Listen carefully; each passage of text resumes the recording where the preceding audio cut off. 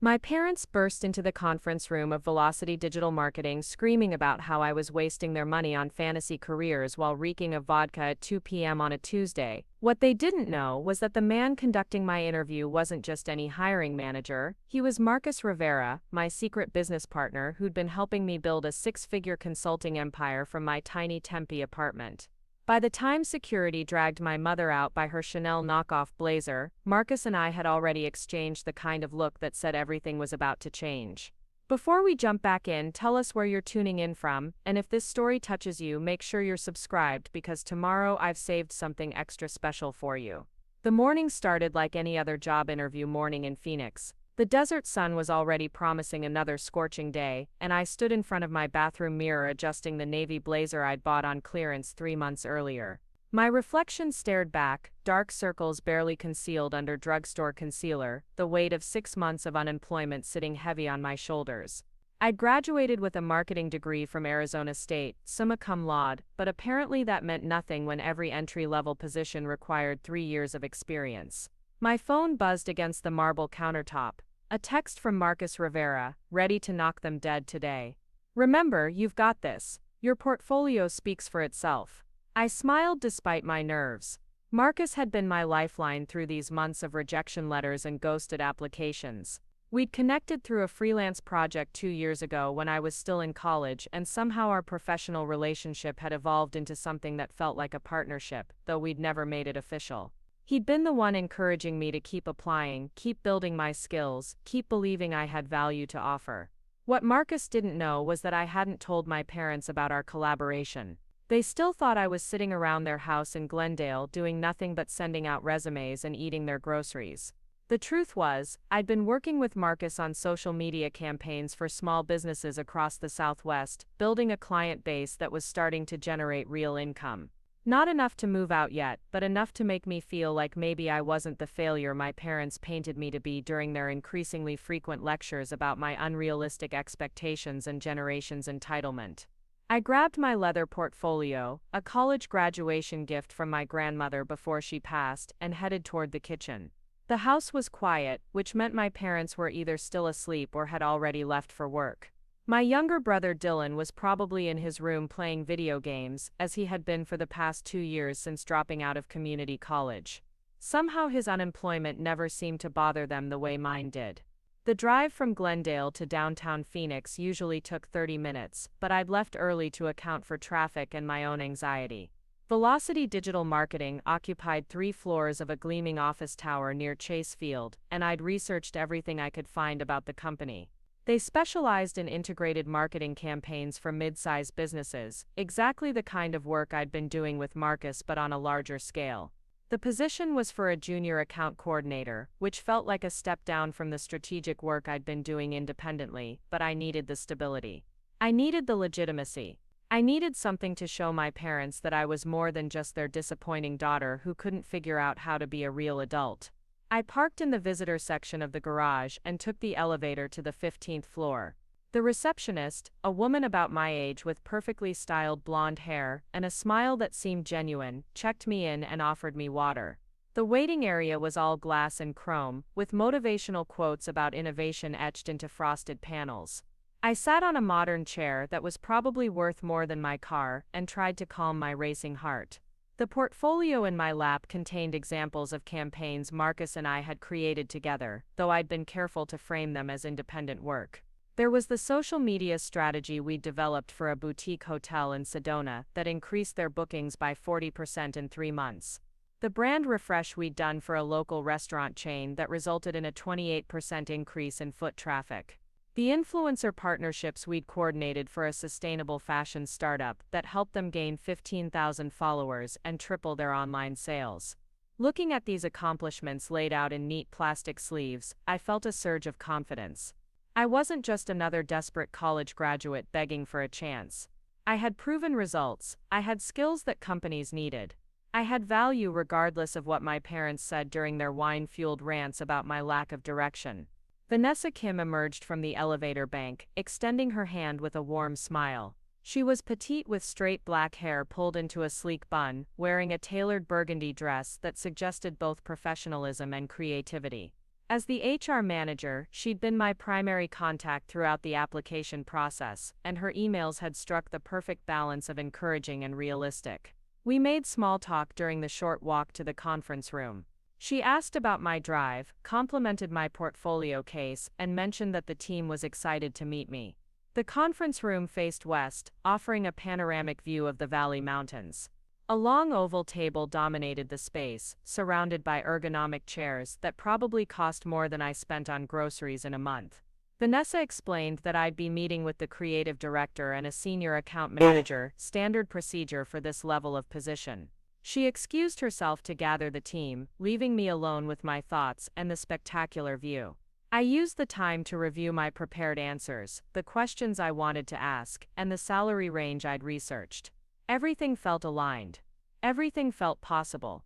The door opened and my breath caught in my throat. Marcus Rivera walked in wearing a charcoal suit I'd never seen before, his dark hair styled in a way that made him look older, more authoritative than the casual collaborator I knew from our coffee shop meetings and video calls. Behind him was Vanessa and a woman I didn't recognize, probably in her 40s with silver-streaked hair and the kind of confident posture that suggested senior leadership. For a moment Marcus and I just stared at each other. His expression shifted from professional pleasantry to surprise to something that might have been amusement. I felt heat rise in my cheeks, not from embarrassment but from the sudden realization that my secret collaborator was apparently much more established in the Phoenix marketing scene than I'd understood. Vanessa handled the introductions with polished efficiency. "Zara, I'd like you to meet our creative director Marcus Rivera and our senior account manager, Linda Torres." Marcus stepped forward, extending his hand with a perfectly neutral expression. "Hassan," he said, his voice carrying just a hint of the warmth I was used to hearing when we discussed campaign strategies or celebrated client wins over video chat. "I've been looking forward to this conversation." Linda took the seat across from me, opening a leather folio and clicking her pen. "We've reviewed your application materials, and we're impressed with your academic background and the portfolio samples you submitted. Why don't you start by telling us what draws you to Velocity specifically?" I launched into my prepared answer, discussing their client roster, their reputation for innovative campaigns, and their commitment to measurable results. But my eyes kept flicking to Marcus, who was taking notes with the same focused attention he gave our project debriefs. The surreal nature of the situation, interviewing with someone who already knew my work intimately while pretending we were strangers, created an odd tension in the room. Linda asked about my experience with specific marketing tools and platforms. I answered confidently, knowing that Marcus had guided me through many of these systems during our collaborations. When she inquired about my ability to manage multiple clients simultaneously, I drew on examples from our shared projects without mentioning his involvement, framing the work as independent consulting. Marcus leaned forward, his expression thoughtful. "I'm curious about your approach to campaign measurement. How do you determine whether a strategy is working, and how do you communicate those insights to clients who might not be fluent in marketing analytics?" It was a question he'd asked me dozens of times during our real work together, usually followed by patient explanations when my initial responses were too technical or not strategic enough. Now I could answer with confidence, drawing on lessons he'd taught me and experiences we'd shared. His slight nod of approval felt like a private victory. The interview was going better than I dared to hope. Linda seemed genuinely interested in my responses, asking follow-up questions that suggested she was envisioning me in the role. Marcus continued taking notes, occasionally asking clarifying questions that demonstrated a deeper understanding of my capabilities than anyone else in the room could possibly have. We were discussing my timeline for starting when I heard raised voices in the hallway outside the conference room. The sound was muffled by the heavy door, but there was something familiar about the cadence, the particular pitch of indignation that made my stomach drop. Linda paused mid-sentence, her brow furrowing as the voices grew louder. Vanessa glanced toward the door with concern. Marcus set down his pen, his attention shifting from professional to alert. The voices were clearer now, and my worst fears crystallized as I recognized my mother's distinctive nasal tone cutting through the corporate calm. "She's in there pretending to be something she's not. Living in our house, eating our food, and now lying to people about having a career." My father's voice joined the chorus, slurred and aggressive. "We drove all the way down here to save you people from hiring a fraud." She's been unemployed for 6 months, sitting around playing on her computer. The conference room door rattled as someone pounded on it from the outside. Linda's eyes widened in alarm. Vanessa stood up, reaching for her phone with the practiced efficiency of someone who'd dealt with corporate security issues before. Marcus stared at me with an expression that mixed concern with something that might have been understanding. "I am so sorry," I whispered, my face burning with humiliation. "I have no idea how they found out about this interview or why they would." The door burst open before I could finish my sentence. My mother stumbled into the room, her usually perfect hair disheveled, wearing a wrinkled blouse that had clearly seen better days. Her eyes were bloodshot, and the smell of alcohol hit the air like a physical presence. Behind her, my father swayed slightly, his face flushed and angry. "There she is," my mother announced to the room, pointing at me with dramatic flourish. "The great pretender. Patricia Hassan, Zara's mother, and I'm here to tell you people the truth about what you're considering hiring." Linda stood up slowly, her professional composure intact despite the obvious shock. "Ma'am, I'm going to have to ask you to leave." Preparing and narrating this story took us a lot of time, so if you are enjoying it, subscribe to our channel. It means a lot to us. Now back to the story. "This is a private meeting." My father lurched forward, ignoring Linda completely. "Private meeting, is that what she told you?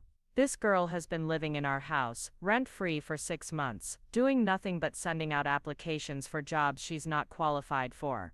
I wanted to disappear into the floor. I wanted to run from the room and never show my face in professional Phoenix again. Instead, I sat frozen in my chair, watching my parents destroy any chance I might have had at this position, while reeking of liquor in front of people I desperately wanted to respect me. Marcus remained eerily calm, his eyes moving between my parents and me with an expression I couldn't read. Vanessa had stepped into the hallway, clearly summoning security through urgent whispered conversations. My mother wasn't finished with her performance. She grabbed the back of an empty chair for support and fixed her glassy stare on Linda. "She's been telling people she runs some kind of consulting business, but it's all fantasy. Made-up clients, pretend projects. She thinks if she lies enough, someone will believe her." The words hit like physical blows. Every accomplishment I'd worked for, every late night spent perfecting campaign strategies, every client success that had built my confidence, all of it dismissed as elaborate fiction by the people who were supposed to support me unconditionally. Linda's voice remained steady, despite the circus unfolding in her conference room. "Sir, ma'am, you need to leave immediately. Security is on the way." My father swayed again, his anger intensifying rather than diminishing. "Security, for telling the truth. This company deserves to know what kind of person they're considering hiring." Marcus finally spoke, his voice carrying an authority I'd never heard before. "Mr. and Mrs. Hassan, your daughter is interviewing for a position with our company. This behavior is completely inappropriate and potentially illegal. You're trespassing on private property while intoxicated." Something in his tone seemed to penetrate my father's alcohol-fueled rage. He blinked slowly, as if trying to focus on Marcus for the first time. "Who are you supposed to be?" "I'm the creative director of this agency," Marcus replied, standing to his full height. "And I can assure you that Miss Hassan's qualifications and portfolio speak for themselves. Your presence here is not helping her case or reflecting well on your family." My mother laughed, a sound that contained no humor whatsoever. "Qualifications, portfolio, she made all that up. Ask her to show you a real client, a real project, real proof that she's done anything besides waste time on her laptop." The moment stretched out like a held breath. Marcus looked directly at me, and I saw something shift in his expression. Decision, resolution. The kind of look he got when he was about to make a strategic move that would change everything. "Actually," he said, his voice carrying across the room with perfect clarity, "I can verify Miss Hassan's work personally. She's been my business partner for the past 18 months. The silence that followed was absolute. My mother's mouth fell open. My father stopped swaying and stared at Marcus as if he'd started speaking in tongues. Linda and Vanessa exchanged glances that suggested this interview had just taken a turn none of them had anticipated. Marcus continued, his professional demeanor intact, but his words carrying the weight of revelation. "Zara and I have collaborated on campaigns for over 20 clients across the Southwest. Her strategic thinking and execution have consistently exceeded expectations. The portfolio she's presented today represents actual work, real results, and demonstrated expertise. Security guards appeared in the doorway behind my parents, two large men in navy uniforms, who assessed the situation with experienced eyes. Vanessa gestured toward my parents, and the guards moved forward with polite but firm authority. "Ma'am, sir, you'll need to come with us," one of them said, positioning himself between my parents and the conference table. My mother's face had gone pale beneath her flushed cheeks. She looked between Marcus and me as if trying to solve a puzzle that didn't make sense. "Business partner? What business partner? She lives in our house. She doesn't have a business." Marcus pulled out his phone and opened what I recognized as our shared project management system. He turned the screen toward my parents, showing a dashboard filled with active campaigns, completed projects, and client communications, all bearing both our names. "Prism Creative Studio," he said simply. "We've been operating it together for a year and a half. Zara handles strategy and client relations while managing campaigns remotely. She's generated over $80,000 in revenue during that time." The number hung in the air like a challenge. I'd never heard our total earnings calculated so precisely, and the sum was larger than I'd realized. Larger than my father made at the car dealership. Larger than my mother's real estate commissions in a good year. My father's anger was dissolving into confusion. 80,000. That's impossible. She doesn't have clients. She doesn't have meetings. She just sits in her room with her computer. "Video conferences," I said quietly, finding my voice for the first time since my parents had burst through the door. "Client calls, strategy sessions, project reviews. I've been working from home because our clients are all over Arizona, New Mexico, and Colorado. Remote work is standard in digital marketing." Linda was taking notes again, but now her expression held fascination rather than professional courtesy. Vanessa had returned to the room and was watching the scene unfold with obvious interest. The security guards remained in position, waiting for direction. Marcus looked at me with something that might have been pride. "The Sedona Boutique Hotel campaign in your portfolio. Zara developed the entire social strategy and managed the execution. The restaurant chain brand refresh. Her concept, her implementation, her results. The fashion startup influencer partnerships. She identified the partners, negotiated the contracts, and tracked the ROI. Each project he mentioned was one I'd worked on late at night in my childhood bedroom, coordinating with clients through video calls, while my parents watched television downstairs, unaware that their unemployed daughter was building something significant just floors above them. My mother was still gripping the chair back, but now she looked less like someone making a dramatic scene, and more like someone who'd discovered the world was different than she'd believed. "But you never said anything. You never told us about any business, or partner or clients." The hurt in her voice was real, buried beneath the alcohol and the embarrassment. For a moment I saw not the woman who'd just humiliated me in front of potential employers, but the mother who'd once helped me with school projects and celebrated my small victories. "You never asked," I said simply. "Every conversation we had about my career was you telling me I was unrealistic, that I needed to lower my expectations, that I was wasting time. When would I have mentioned that I was actually succeeding at exactly what I wanted to do?" Security was getting restless. One of the guards cleared his throat softly, and Vanessa nodded toward him. "Mr. and Mrs. Hassan, you'll need to leave the building now. Your daughter can contact you later to discuss this privately." My father allowed himself to be guided toward the door, but he kept looking back at Marcus as if trying to memorize his face. My mother resisted for a moment longer, her eyes fixed on me with an expression I couldn't interpret. $80,000, she repeated, as if testing the words. "This year," Marcus clarified. "And we're projecting higher revenues for next year as our client base expands." She nodded slowly, then let the security guards escort her from the room. The door closed behind them, leaving the four of us in a silence that felt both heavy and somehow cleaner than before. Linda was the first to speak. "Well," she said, setting down her pen, "that was certainly unexpected." Vanessa laughed, a sound that contained both relief and amazement. "In 15 years of conducting interviews, I've never had parents show up drunk to sabotage their child's job prospects." Marcus sat back down, his professional mask slipping slightly to reveal the person I knew from our working relationship. I apologize for not disclosing our existing relationship at the beginning of this interview. I wanted to see how Zara would present herself and her work without my influence. Linda looked between us with growing understanding. So this interview was essentially a test, I said, the pieces falling into place. You wanted to see if I could sell myself and our work without relying on our partnership. Marcus nodded. You've been talking for months about wanting validation from the traditional marketing world. About proving that you belong in corporate environment, not just as a freelancer. I thought this might be an opportunity to see how you'd handle that kind of pressure. The realization was both thrilling and slightly infuriating. You set this up. The job posting, the application process, this whole interview, it was orchestrated. Not exactly, he said, holding up his hands. The position is real. We do need a junior account coordinator. But when your application crossed my desk, I saw a chance to give you the experience you'd been talking about wanting. Vanessa leaned forward, her curiosity evident. So are you actually business partners, or was that just a cover story to handle the parent situation? Marcus pulled out his phone again and showed her the same project management dashboard he'd revealed to my parents. Completely legitimate partnership. Zara's been instrumental in building our client base and reputation. The only thing that's been unofficial is the business structure itself.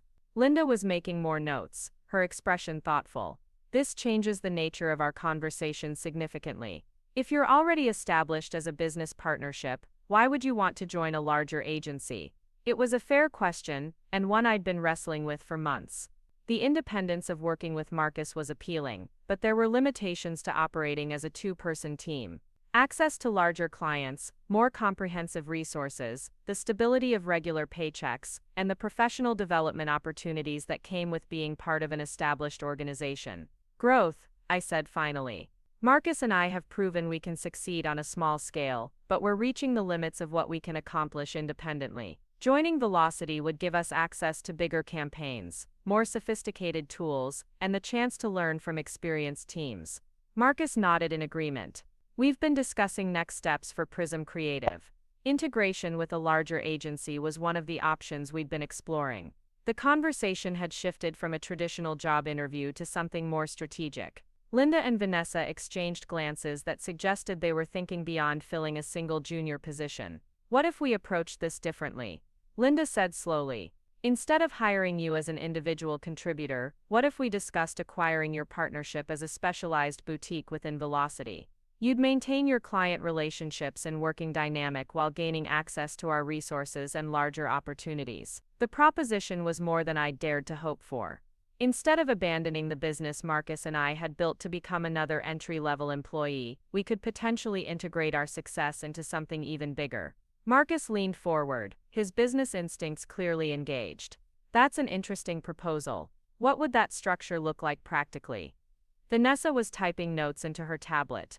We'd need to involve our CEO and legal team, obviously, but we've done similar acquisitions before. Small specialized agencies that complement our existing capabilities while maintaining their unique strengths.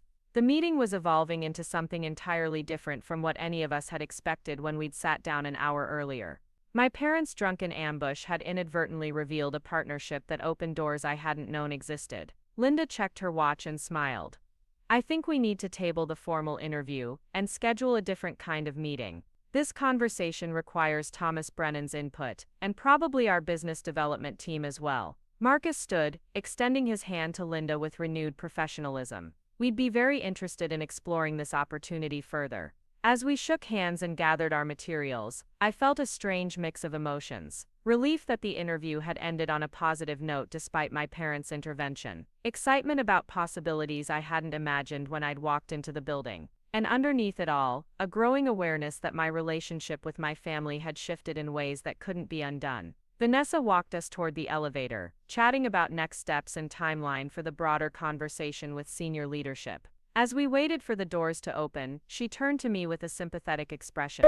I hope you don't mind me asking, but are you okay? That must have been incredibly difficult, having your parents show up like that. The question was kind, and I appreciated her concern, but I wasn't sure how to answer. The humiliation was real, but so was the relief of having our partnership finally acknowledged. The embarrassment of my parents' behavior was offset by the validation of seeing Marcus defend my work publicly. I'm processing it, I said honestly. It wasn't how I expected this day to go, but I'm grateful for how you and Linda handled the situation. Marcus pressed the elevator button, then looked at me with an expression that mixed professional satisfaction with personal concern. Are you going to be all right dealing with them when you get home? The question hit me harder than I'd expected. In all the excitement about business possibilities and professional validation, I'd temporarily forgotten that I'd still have to face my parents eventually. They'd driven to downtown Phoenix in the middle of a weekday, drunk and furious, to sabotage what they thought was just another job interview.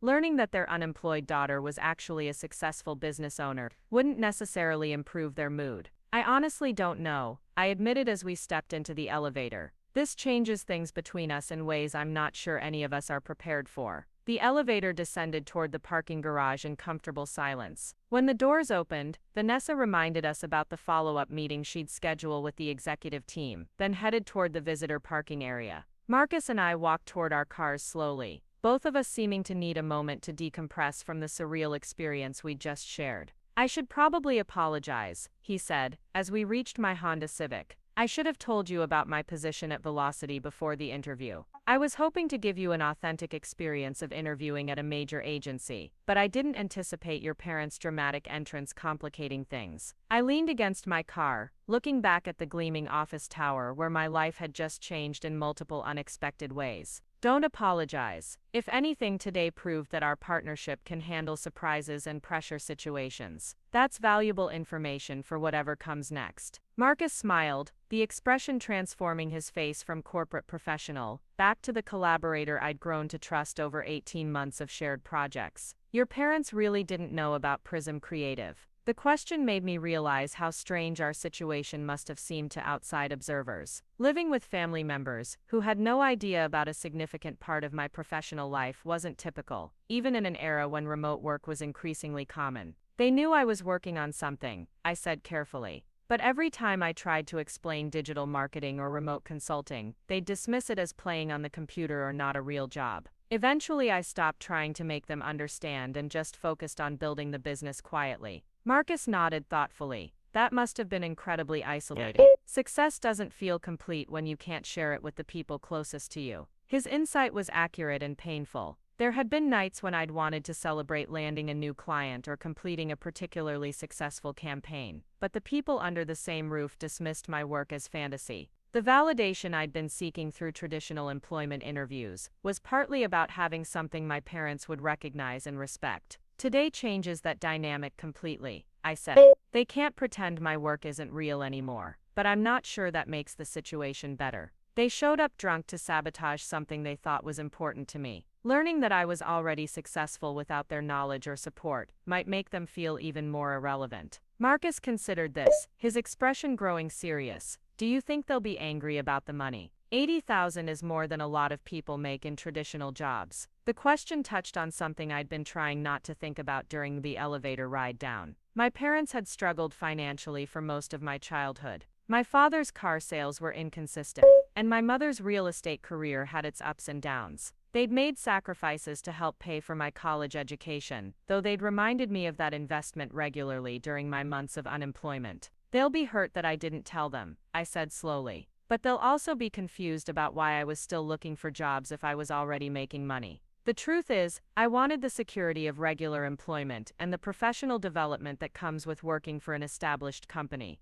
Freelancing success feels precarious, even when it's going well. Marcus unlocked his car but didn't get in immediately. What are you going to tell them about today? About us, about Velocity, about the possibilities Linda mentioned. It was a question I'd been avoiding, but one I'd have to answer soon. My parents would be being at home, probably sobered up by now, and possibly embarrassed by their behavior. They'd want explanations about my secret business partnership and my plans for the future. Most importantly, they'd want to understand why I'd hidden something so significant from them. The truth, I said finally. All of it, the partnership, the revenue, the client work, the reasons I didn't tell them before. And I'll explain that today opened up possibilities neither of us had imagined. Marcus smiled approvingly. That sounds like the right approach. Honest but forward-looking. We stood in comfortable silence for a moment, both processing the events of the afternoon. The The Phoenix sun was beating down on the concrete parking structure, and the heat was beginning to build toward the sweltering intensity that would peak in a few hours. "Can I ask you something?"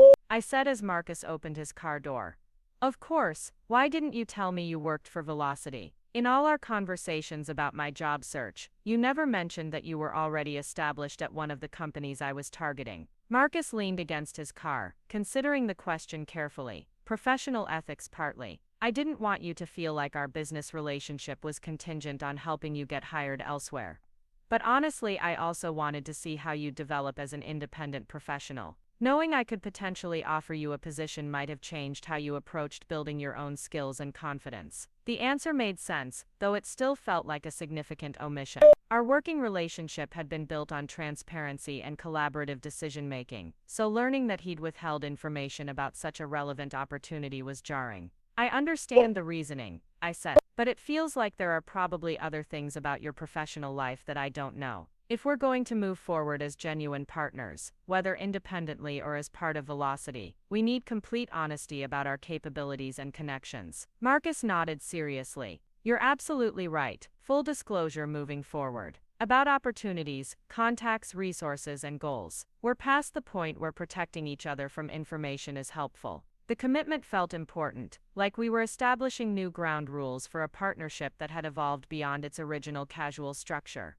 "So what happens next?" I asked. "Do we wait for Vanessa to schedule the meeting with senior leadership? Do we continue operating Prism Creative as usual? Do we tell our clients about potential changes?" Marcus checked his watch, then looked back toward the office building. "Let's meet tomorrow morning to discuss strategy. We need to prepare for the Velocity conversation, but we also need to plan for other possibilities in case that doesn't work out. Today proved that we're ready for bigger opportunities, but we should be smart about how we pursue them." The suggestion was practical and forward-thinking, typical of Marcus's approach to business decisions. It also gave me 24 hours to deal with the family situation before having to make professional choices that would affect both of us. "Coffee at our usual place?" I asked. 9 o'clock. Perfect. And Zara? Marcus paused with his hand on the car door handle. "Whatever happens with your parents tonight, remember that today validated everything we've been working toward. Your skills, your value, your potential, none of that depends on their approval or understanding." The words were exactly what I needed to hear, though I wasn't sure I was ready to fully believe them yet. 26 years of seeking my parents' validation wasn't something I could overcome in a single afternoon, even one as revelatory as this had been. I drove home through Phoenix traffic with my mind racing between excitement about professional possibilities and anxiety about the personal conversation waiting for me. The city stretched endlessly in all directions, glass and concrete shimmering in the desert heat, full of opportunities I was just beginning to understand might be within my reach. My phone buzzed with text messages as I sat in traffic on the I-10, but I didn't check them until I'd parked in my parents' driveway. 3 messages from Chloe, my best friend, who'd apparently seen something on social media. 2 from numbers I didn't recognize, which might have been reporters or other professionals who'd heard about the scene. Yeah, that Velocity. And 1 from Dylan, my brother, that simply read, "Mom and Dad are freaking out. What did you do?" I stared at the house where I'd grown up, with its beige stucco exterior and desert landscaping that required constant maintenance in the Arizona heat. For 26 years, this had been home, the place where I'd learned what was expected of me, and how to navigate family dynamics that prioritized harmony over honesty. But as I walked toward the front door with my leather portfolio still in hand, and the memory of Marcus's public support fresh in my mind, I realized that home was about to become something entirely different. Not necessarily better or worse, but fundamentally changed by truths that could no longer be hidden or dismissed. The door opened before I could reach for my keys. My mother stood there, showered and changed into clean clothes, her face scrubbed of the makeup that had been smudged during her earlier performance. She looked older than I remembered, and more fragile, as if the events of the afternoon had stripped away some protective coating she usually wore. "We need to talk," she said simply, stepping aside to let me enter the house that suddenly felt like the setting for a conversation I'd been avoiding my entire adult life. The conversation with my parents lasted 3 hours and unfolded in stages, like peeling back layers of a wound that had been festering beneath the surface for years. We sat in the living room where I'd done homework as a child, where family meetings had always taken place, where difficult truths had typically been avoided in favor of maintaining the illusion that everything was fine. My father had sobered up considerably since his performance at Velocity, though his eyes were still bloodshot and his movements carried the careful deliberation of someone fighting off a hangover. My mother perched on the edge of the couch she'd picked out 8 years ago, her hands folded in her lap like a schoolchild awaiting punishment. Dylan emerged from his room after 20 minutes, drawn by the unusual sound of serious conversation, and settled into the recliner where he usually played video games. They wanted to understand everything. How long had I been working with Marcus? How much money was I really making? Why hadn't I told them about Prism Creative? What did I plan to do now that the secret was exposed? The questions came in waves, sometimes overlapping, sometimes separated by long silences, where none of us seemed to know how to bridge the gap between what we'd believed and what was actually true. I started with the timeline, explaining how Marcus and I had connected during my junior year of college when I'd responded to a freelance posting for social media content creation. What had begun as a simple project writing Instagram captions for a small restaurant had evolved into something more collaborative when Marcus recognized that I had strategic thinking skills beyond just content creation. My mother interrupted frequently during this part of the story, asking for clarification about details that seemed impossible to her. How could I have been meeting with clients when I never left the house for work meetings? How could I have been earning money when I never received checks in the mail? How could I have been building a business when I was still asking them for help with car insurance and cell phone bills? The answers revealed how different our understandings of modern work had become. Video conferences happened in my bedroom behind a closed door, during hours when they were at their own jobs or watching television downstairs. Payments arrived through digital transfers and online platforms they'd never heard of. The business expenses I covered were things like software subscriptions and website hosting, costs that didn't require significant upfront investment but did require ongoing management. My father struggled most with the financial aspects. He'd spent 30 years selling cars, a profession where success was measured in monthly quotas and commission checks that arrived with predictable regularity. The idea that someone could generate substantial income through irregular projects, with clients spread across multiple states, using nothing but a laptop and internet connection, challenged everything he understood about legitimate employment. But where does the money come from? He asked for the third time, his frustration evident. Who writes the checks? How do you know you'll get paid? What happens if your computer breaks down? I pulled out my laptop and showed him the payment history from our various client platforms. Thousands of dollars in transactions, ranging from small one-time projects to substantial ongoing retainers. Names of businesses they'd never heard of, in cities they'd never visited, paying for services they didn't fully understand but that generated measurable results. Dylan, surprisingly, seemed to grasp the concept more quickly than our parents. He'd grown up with social media and understood how online businesses functioned, even if he'd never considered applying that knowledge professionally. His questions were more practical. What kinds of results did we deliver for clients? How did we handle customer service issues? What happened when campaigns didn't perform as expected? These were questions I could answer with confidence, drawing on 18 months of real experience managing client relationships and solving problems. I told them about the boutique hotel in Sedona, whose booking rates increased 40% after we redesigned their social media strategy to highlight unique local experiences rather than generic luxury amenities. I explained how we'd helped a family restaurant chain rebrand itself to appeal to younger demographics without alienating their established customer base, resulting in a 28% increase in foot traffic over 6 months. The examples seemed to help my parents understand that what Marcus and I were doing wasn't theoretical or speculative. These were real businesses with real challenges that we were solving through documented strategies that produced measurable improvements. The work required skills they hadn't recognized I possessed, but it also delivered value that justified the payments we received. My mother's questions gradually shifted from skeptical to curious. She wanted to know about my daily routine, how I structured my time, what kinds of deadlines I managed. As a real estate agent, she understood the challenges of working with multiple clients simultaneously, managing varying expectations, and maintaining professional relationships across extended periods. The more I described my actual work activities, the more she seemed to recognize familiar patterns from her own career. The conversation took a darker turn when we addressed why I hadn't shared any of this information with them previously. This was the part I'd been dreading, because it required acknowledging years of accumulated resentment and miscommunication that none of us had wanted to confront directly. I reminded them of conversations we'd had throughout college and after graduation, attempts I'd made to explain my interest in digital marketing, and my belief that freelance consulting could be a viable career path. Each time, they'd responded with warnings about instability, suggestions that I focus on real jobs with established companies, and reminders that creative fields were unpredictable and financially risky. My father's face tightened as I recounted specific instances. The family dinner where he'd said that marketing was just pretty pictures and fancy words that didn't create actual value. The conversation where my mother had suggested I consider administrative work because it was more reliable than these internet jobs. The repeated advice to lower my expectations and pursue positions that offered immediate security rather than long-term potential. "We were trying to protect you," my mother said, her voice carrying a defensive edge. "We've seen too many young people chase dreams that don't pay the bills. We wanted you to have stability." "But I was building stability," I replied. "Prism Creative has been profitable for over a year. Our client retention rate is 85%. We have contracts extending through next spring. That's more security than a lot of traditional employment offers." Dylan leaned forward in his chair, his expression thoughtful. "Wait, so you've been making more money than both of them this whole time, and they kept telling you to get a real job?" The question hung in the air like a challenge. My parents exchanged glances that suggested they were beginning to understand the irony of the situation.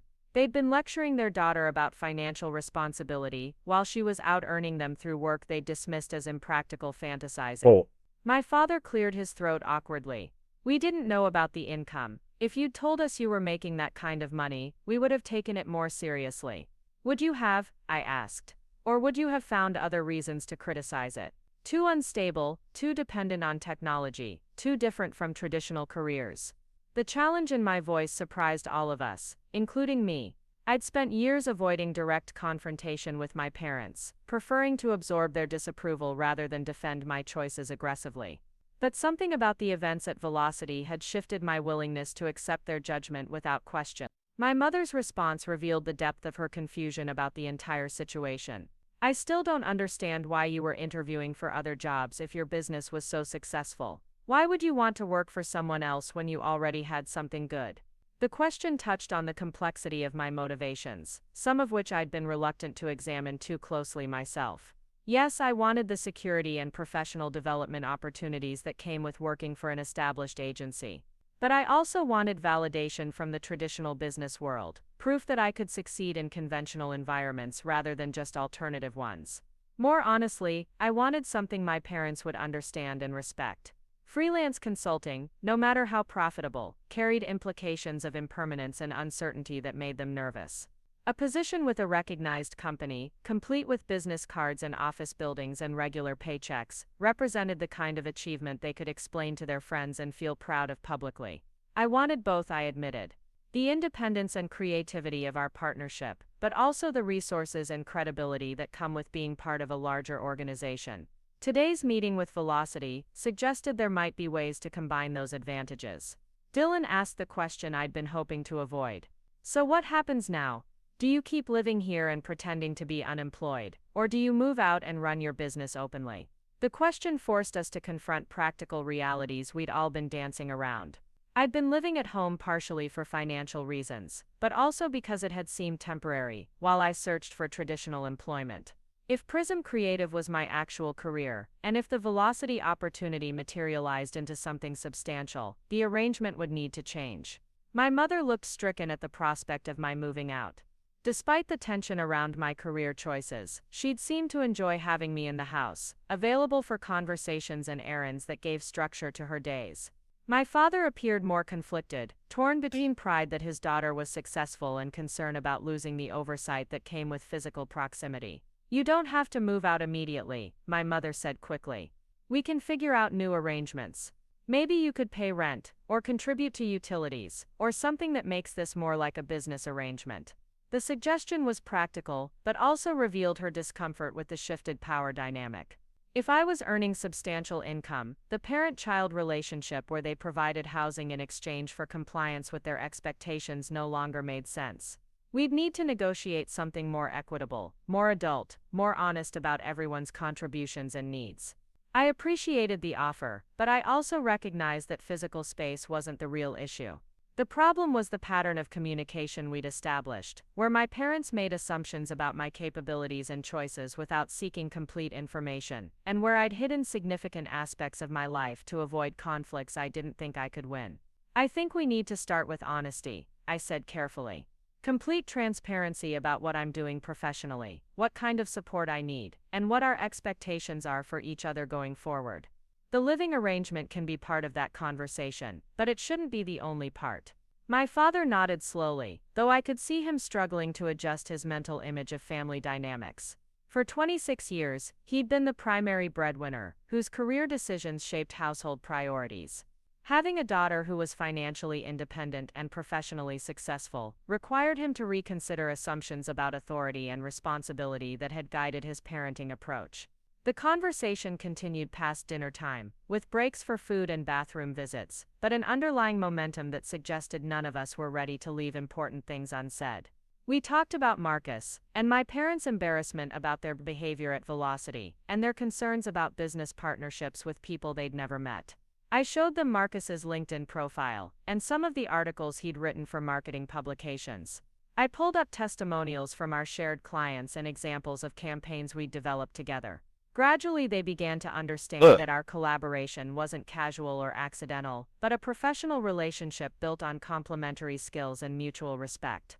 My mother asked whether Marcus and I were romantically involved, a question that revealed her tendency to interpret male-female partnerships through traditional frameworks. I explained that our relationship was purely professional, though I acknowledged that the boundaries between business and personal connection could sometimes be complicated when working closely with someone over extended periods. Dylan surprised me by asking thoughtful questions about the business itself. He wanted to know about our client acquisition strategy, our pricing model, and our plans for scaling operations. His question suggested he'd been paying more attention to entrepreneurship concepts than I'd realized, possibly through YouTube videos or online forums he followed during his extended periods of unemployment. "Have you thought about expanding the team?" he asked. "Like hiring other people to handle some of the work so you and Marcus could focus on bigger clients?"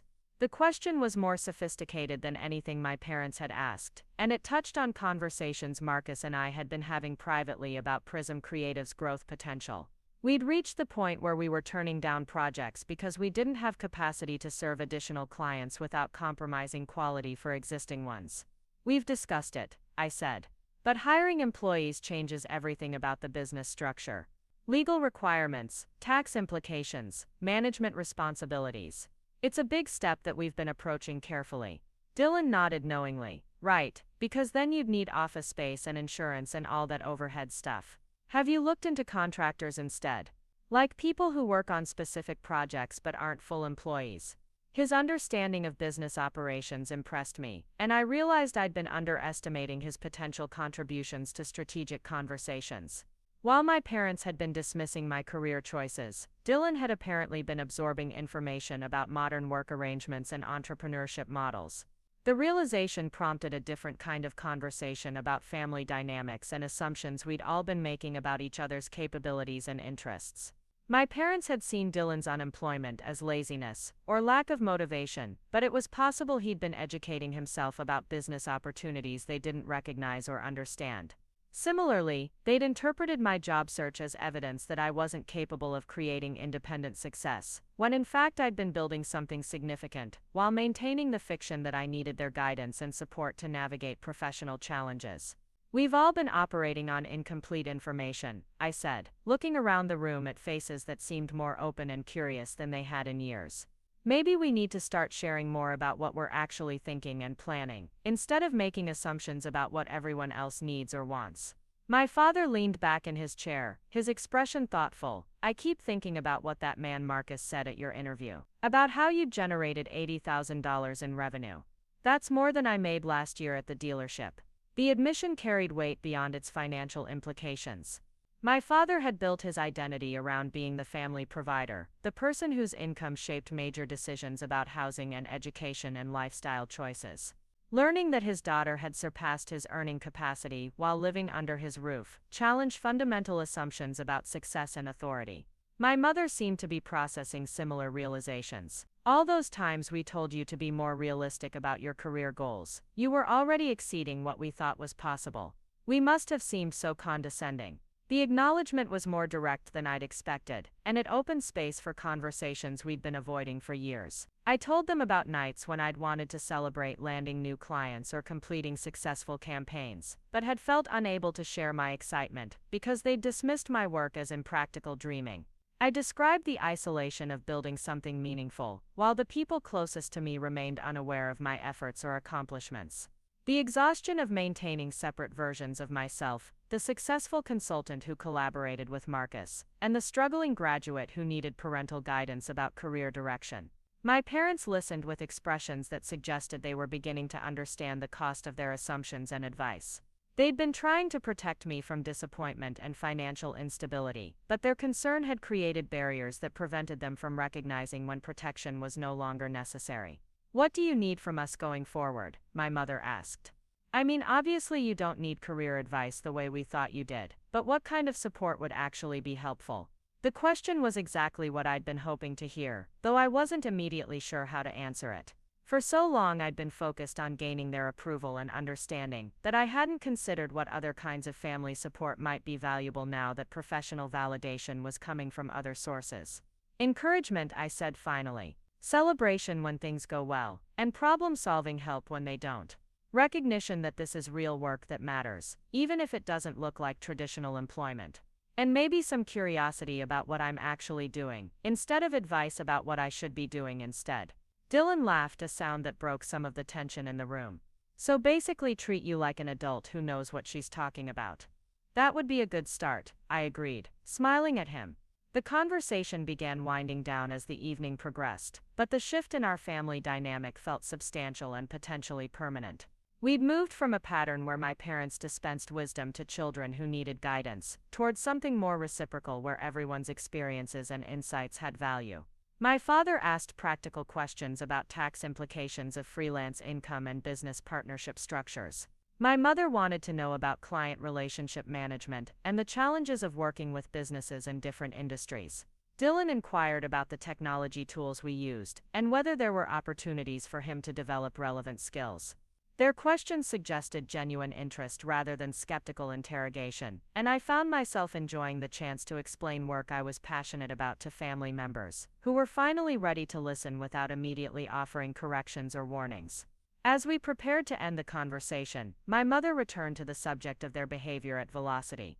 "I need to apologize," she said, her voice carrying genuine remorse. "Showing up there drunk and trying to sabotage your interview was unacceptable. Even if we'd been right about your employment situation, that wasn't the way to handle our concerns." My father nodded in agreement. "We were embarrassed and angry, but that doesn't excuse creating a scene at your workplace. If you decide to pursue opportunities with that company, we'll probably need to address the impression we made." The acknowledgement was important, though I wasn't sure how to repair the professional relationships that had been damaged by their intervention. Vanessa and Linda had handled the situation with impressive grace, but having family members show up drunk to sabotage a job interview wasn't the kind of first impression that could be easily forgotten or overlooked. "Marcus seemed to think it might actually work in our favor," I said. "The whole situation demonstrated that our partnership could handle unexpected pressure and still present professional solutions. Sometimes chaos reveals strengths that wouldn't be apparent in normal circumstances." Dylan grinned. "Plus now they know you're the kind of person who can succeed despite having completely insane parents. That's got to count for something." His comment made us all laugh, and the humor felt healing after hours of serious conversation. We'd confronted difficult truths and acknowledged painful misunderstandings, but we'd also discovered possibilities for more honest and supportive relationships going forward. Later that evening, after my parents had gone to bed and Dylan had returned to his room, I sat in the kitchen with my laptop open, reviewing the day's events and trying to process everything that had changed. My phone buzzed with text messages from friends who'd heard various versions of the Velocity story, though I wasn't ready to explain the complexities to people who didn't understand the family dynamics involved. I drafted several emails to Marcus, trying to summarize the conversation with my parents and prepare for our morning meeting, but each attempt felt inadequate to capture the emotional weight of what had transpired. Instead, I focused on practical considerations about our partnership and the potential Velocity opportunity. The business we'd built together was solid, profitable, and positioned for growth. The family relationships that had been strained by secrecy and misunderstanding were beginning to heal through honesty and mutual respect. The professional opportunities that had seemed impossible that morning were now realistic possibilities worth pursuing strategically. But underneath the practical optimism, I felt a deeper sense of displacement that was harder to articulate. For years, I'd organized my life around gaining my parents' approval and meeting their expectations for my career development. Now that their approval was forthcoming, and their expectations were being revised to match my actual capabilities, I needed to reconsider what I wanted for myself, rather than what I thought would satisfy them. The freedom was exhilarating, and terrifying in equal measure. Success that had been validated by people I respected professionally was different from success that was recognized by family members who loved me personally. Both mattered, but they created different kinds of pressure and different opportunities for satisfaction or disappointment. I closed the laptop and walked through the house where I'd grown up, noting details that seemed different now that my relationship with my parents had shifted. The family photos on the hallway walls told stories about shared experiences and mutual affection that had persisted despite professional misunderstandings. The kitchen, where we'd had countless conversations about my future plans, would now host different kinds of discussions about strategies and opportunities rather than warnings and corrections. My bedroom looked the same, but it felt different knowing that my parents now understood it as the headquarters of a successful consulting business, rather than the refuge of an unemployed graduate who couldn't figure out how to translate education into employment. The space where I'd conducted client calls and developed marketing strategies was finally recognized for what it had always been, a legitimate office where meaningful work happened regularly. I fell asleep that night, thinking about Marcus's suggestion that we prepare for multiple scenarios in our morning meeting. The velocity opportunity was exciting, but it represented just one possible direction for our partnership. We'd proven that we could succeed independently, and we demonstrated that our collaboration could withstand unexpected pressure and public scrutiny. The question now was whether we wanted to integrate our success into a larger organization that could provide resources and stability, or whether we preferred to continue building something entirely our own that reflected our specific vision and values. Both paths offered advantages and challenges that we'd need to evaluate carefully before making commitments that would shape the next phase of our professional development. But for the first time in months, I felt like I was making these decisions from a position of strength rather than desperation. The job interview that had begun as another attempt to gain traditional employment had transformed into validation of work I was already doing successfully. The family crisis that had threatened to derail my professional prospects had resulted in more honest and supportive relationships with the people who mattered most to me personally. The combination of professional recognition and personal acceptance created a foundation for whatever came next that felt more solid than anything I'd experienced since graduating from college. Tomorrow's meeting with Marcus would determine the specific direction of our business partnership, but tonight I could rest knowing that the fundamental questions about my capabilities and worth had been answered decisively in my favor. The coffee shop where Marcus and I usually met was nearly empty at 9 in the morning, populated only by a few remote workers with laptops and a construction crew grabbing breakfast before their shift. I arrived 15 minutes early, needing the extra time to organize my thoughts and prepare for a conversation that would shape the direction of everything we'd built together. The familiar environment helped calm my nerves, though nothing could completely settle the anticipation that had kept me awake most of the night. Marcus walked in precisely on time, carrying a leather messenger bag I'd never seen before, and wearing clothes that struck a balance between his casual consulting persona and the corporate professional I'd discovered he was yesterday. His expression was focused but friendly, the look of someone who'd spent considerable time thinking about the agenda for our meeting. We ordered our usual drinks and settled into the corner booth that had become our unofficial office over the past 18 months. The table where we'd brainstormed campaigns, celebrated client wins, and debated strategy decisions was about to host the most important business conversation of our partnership. Marcus opened his laptop and pulled out a yellow legal pad covered with handwritten notes. I spent most of last night thinking about what happened yesterday and what it means for our options going forward, he began. Before we dive into strategy, how are things with your family? That was an intense situation to navigate.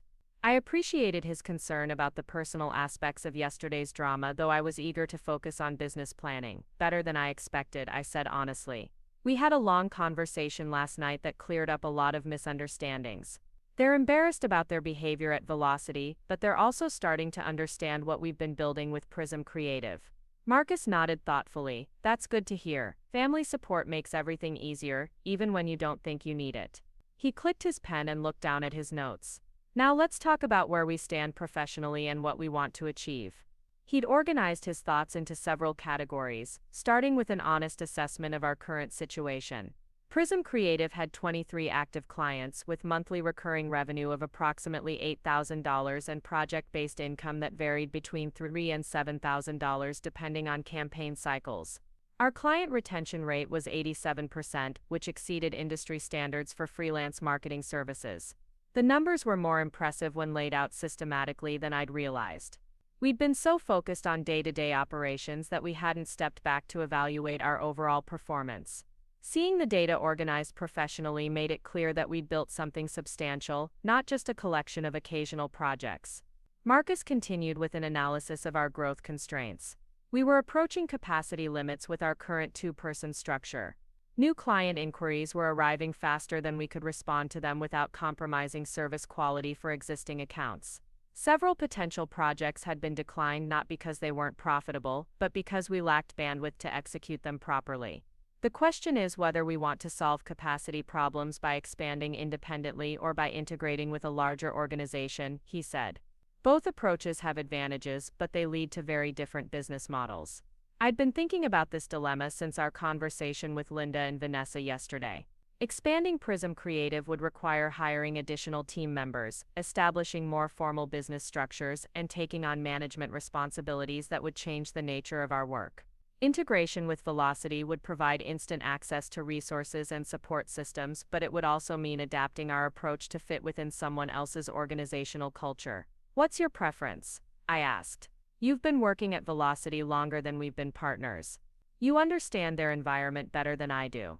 Marcus leaned back in his chair considering the question carefully. Velocity is a good company with strong leadership and impressive client relationships, he said, but I've been feeling constrained by their processes and hierarchy. Working with you on Prism Creative has reminded me how much I enjoy the creative freedom and direct client relationships that come with independent consulting. His answer surprised me, though it probably shouldn't have. I'd assumed that someone with an established position at a respected agency would prefer the security and resources that came with corporate employment. Learning that he'd been feeling limited by those same structures suggested our partnership had been as valuable to him as it had been to me. So you'd rather expand Prism Creative independently than integrate it with Velocity? I asked. I think so, he said slowly. But I want to explore both options thoroughly before we make any commitments. Yesterday's conversation with Linda and Vanessa opened doors that might not be available again if we don't pursue them seriously. He was right about the strategic importance of fully evaluating the Velocity opportunity, even if we ultimately decided against it. Having a respected agency express interest in acquiring our partnership validated our work and provided leverage for future negotiations with other potential collaborators or competitors. Marcus pulled out his phone and showed me his calendar. Vanessa emailed this morning to schedule a follow-up meeting with Thomas Brennan and their business development team for Friday afternoon. That gives us 3 days to prepare our presentation and decide what kind of partnership we'd want if we move forward with them. The timeline was faster than I'd expected, but it made sense from Velocity's perspective. They'd discovered an established partnership that was already generating revenue and serving clients successfully. If they were interested in acquisition, they'd want to move quickly before we had time to explore other options or change our minds about integration. What do we need to prepare? I asked. Financial documents, client testimonials, growth projections. Marcus had already started compiling materials, anticipating the kinds of information Velocity would want to review. All of that, plus a clear proposal for how the integration would work practically. They'll want to understand our client relationships, our service delivery methods, and our vision for scaling operations. He opened a folder on his laptop containing spreadsheets, charts, and presentation slides he'd been developing since yesterday evening. The level of detail impressed me and reminded me that Marcus brought business development skills to our partnership that complemented my strategic and creative capabilities. The financial analysis showed Prism Creative's revenue growth over 18 months, from modest project-based income to substantial recurring client relationships. Our profit margins were healthy, our expenses were minimal, and our growth trajectory suggested we could double our revenue within 12 months if we expanded capacity appropriately. Client testimonials highlighted the results we'd delivered and the satisfaction ratings we'd received. Hotels, restaurants, fashion startups, and service businesses across the Southwest had experienced measurable improvements in brand awareness, customer engagement, and sales conversion after working with us. The testimonials painted a picture of consultants who understood diverse industries and delivered customized solutions rather than generic templates. "This is impressive work," I said, scrolling through slides that presented our partnership more professionally than I'd ever seen it before. "You've been planning for this conversation longer than just since yesterday." Marcus smiled slightly. "I've been thinking about growth strategies for months, but I didn't want to pressure you into decisions before you were ready. Yesterday's events accelerated the timeline, but the underlying analysis has been developing for a while." His admission revealed another layer of our partnership dynamic that I hadn't fully understood. While I'd been focused on proving myself in traditional employment settings, Marcus had been evaluating options for expanding the business we'd already built successfully. My job search had been motivated partly by uncertainty about our long-term prospects, but he'd apparently been confident about our potential all along. "Why didn't you share these projections with me earlier?" I asked. "It might have changed how I thought about our growth possibilities." Marcus considered the question carefully. "I wasn't sure you were ready to commit to independent consulting as your primary career path," he said. "You were still exploring traditional employment, and I didn't want to complicate your decision-making by presenting expansion plans that might conflict with your other goals." The explanation made sense, though it highlighted communication gaps in our partnership that we'd need to address regardless of what we decided about Velocity. We'd been making strategic decisions based on incomplete information about each other's priorities and preferences. "Going forward, I think we need complete transparency about our individual goals and concerns," I said. "Yesterday taught me that assumptions and omissions create problems that are harder to fix than honest disagreements." Marcus nodded in agreement. "Fair point. Full disclosure from now on." He pulled out a second legal pad covered with different handwriting, "which brings me to something else we need to discuss. If we're going to present ourselves as equal partners to Velocity, we need to formalize our business relationship legally." The topic was one we'd been avoiding for months, partly because it seemed premature when our collaboration was still developing, and partly because it required confronting questions about ownership, responsibility, and control that were easier to navigate informally. Currently, Prism Creative existed more as a shared brand than a legal entity. We'd been operating as independent contractors who collaborated on projects with income and expenses managed separately. The arrangement had worked well for our current scale, but it wouldn't be sustainable if we expanded significantly or integrated with another organization. Marcus had researched partnership structures, limited liability companies, and other business formations that could accommodate our working relationship while protecting both of our interests. Each option involved different tax implications, legal requirements, and operational complexities that we'd need to evaluate carefully. "What's your preference for business structure?" I asked. "Equal partnership or something that reflects different contributions and responsibilities?" The question touched on sensitive territory that we'd never discussed explicitly. While our collaboration had felt equal in terms of creative input and client relationships, Marcus had been working in the marketing field longer than I had, and he'd brought more established professional connections to our partnership. On the other hand, I'd been handling most of the client communication and project management that kept our operations running smoothly. "Equal partnership," Marcus said without hesitation. "Different skills but equal value and equal decision-making authority.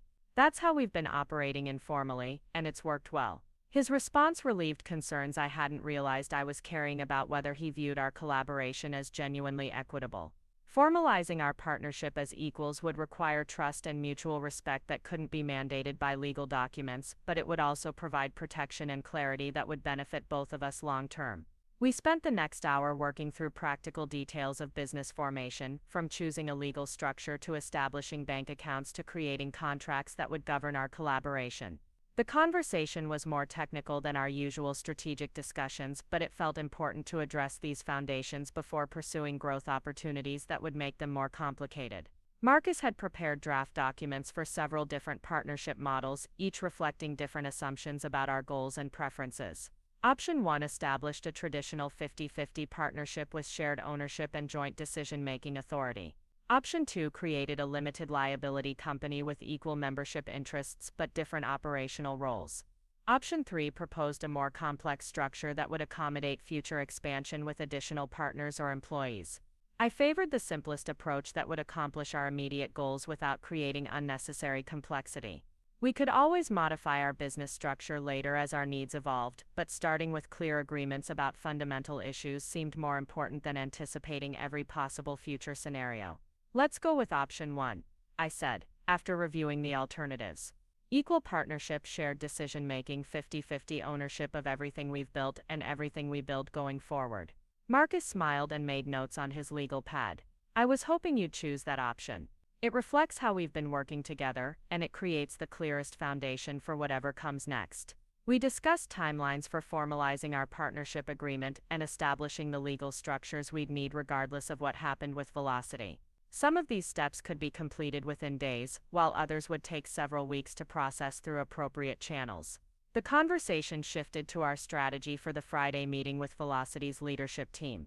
We needed to present ourselves as established partners with a track record of success, while also demonstrating that we were open to integration if it served our mutual interests and long-term goals. Marcus had outlined 3 possible scenarios for collaboration with Velocity. The first involved hiring both of us as senior employees while allowing us to maintain our existing client relationships under the Velocity umbrella. The second proposed acquiring Prism Creative as a specialized division that would operate with significant autonomy while accessing Velocity's resources and larger client opportunities. The third suggested a hybrid arrangement where we'd split our time between independent consulting and project work for Velocity's clients. Each scenario offered different advantages and challenges. Employment would provide stability and benefits, but it would also limit our creative freedom and control over client relationships. Acquisition would preserve our partnership while providing growth resources, but it would require adapting our approach to fit within Velocity's processes and standards. The hybrid arrangement would maintain our independence while expanding our opportunities, but it might create conflicts of interest or divided attention that could compromise both relationships. Which option appeals to you most? I asked, though I suspected I knew Marcus's preference based on our earlier conversation about creative freedom. Honestly, I'm leaning toward acquisition with significant autonomy, he said. It would give us access to Velocity's client base and resources while preserving what works about our current partnership. But I want to hear what they're actually proposing before I get too attached to any particular scenario. His approach was sensible and strategic. We'd been invited to explore possibilities, not to accept predetermined terms that might not serve our interests. The Friday meeting would be as much about evaluating Velocity as an organization as it would be about presenting ourselves as attractive partners. We spent another 30 minutes preparing questions we wanted to ask during the Friday meeting. What kind of autonomy would we have in managing our existing client relationships? How would our compensation be structured if we joined Velocity? What resources would be available to help us expand our service offerings? How would decisions be made about new client assignments and strategic direction? The questions revealed areas where our interests might conflict with Velocity's preferences, but they also helped us clarify what we valued most about our current working relationship.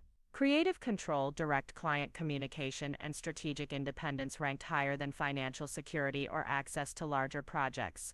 As our meeting began winding down, Marcus returned to the topic of my family situation and how it might affect our business decisions. Are your parents supportive of your pursuing the Velocity opportunity, or do they have concerns about the partnership aspect? The question prompted me to share more details about last night's conversation with my parents and their evolving understanding of my professional capabilities.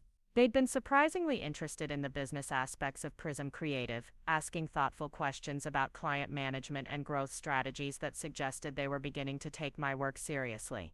They seem relieved that I have something stable and profitable, I said. Whether that's independent consulting or integration with a larger agency matters less to them than knowing I'm not actually struggling financially. Marcus nodded thoughtfully. Family support makes a huge difference when you're building something unconventional. Even if they don't understand all the details, having people who believe in your success creates emotional foundation that helps with everything else. His observation was accurate and reminded me how much yesterday's conversation with my parents had shifted my confidence about professional decision-making. Knowing that they recognized my work as legitimate and valuable eliminated pressure I'd been carrying without realizing it.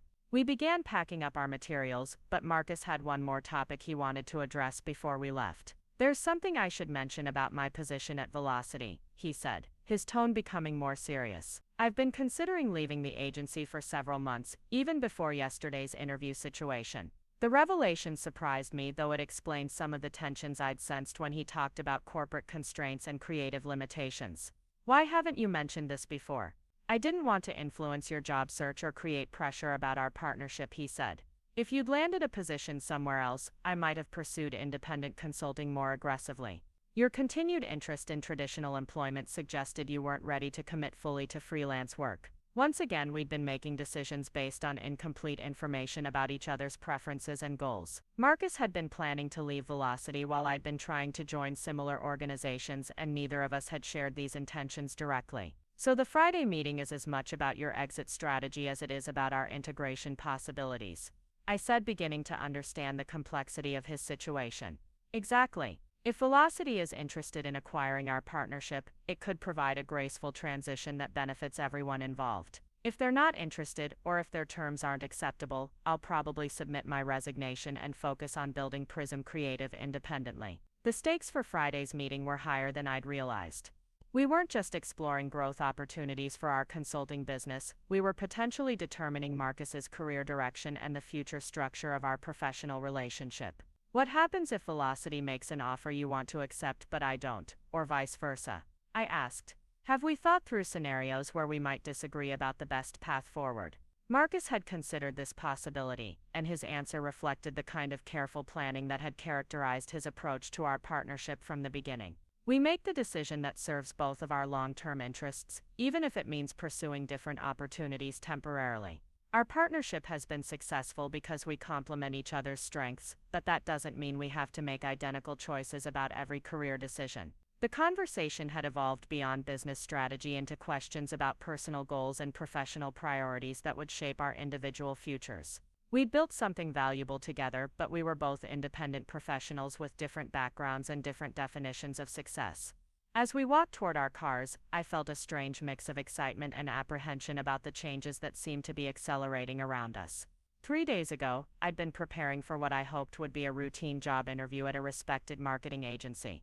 Now I was planning strategy for a business acquisition meeting that could transform both my career and my partnership with someone I'd grown to trust and respect. The speed of these developments was unsettling, but the underlying opportunities were exactly what I'd been working toward without fully realizing it. Professional recognition, financial stability, creative control, and collaborative relationships with people who understood and valued my contributions. Marcus paused beside his car, looking back toward the coffee shop where we'd spent countless hours building something that had started as a simple freelance collaboration. Whatever happens Friday, I want you to know that working with you has been the most rewarding professional experience I've had.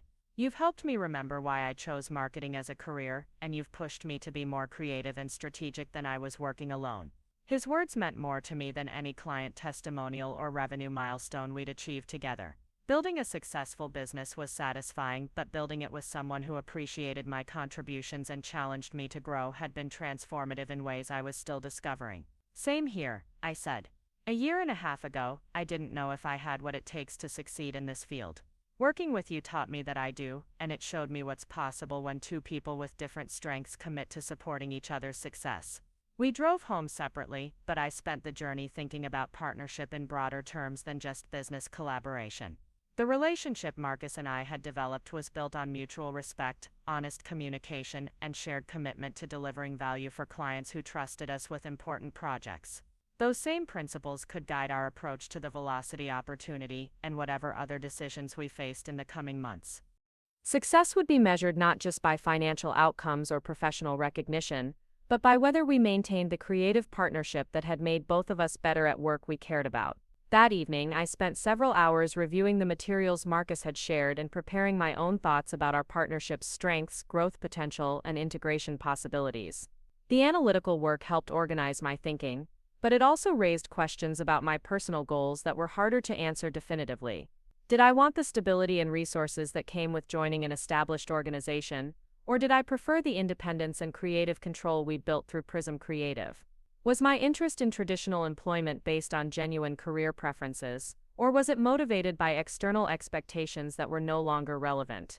The questions didn't have simple answers, but they helped clarify what I valued most about our current working relationship and what I'd want to preserve regardless of what structural changes we pursued.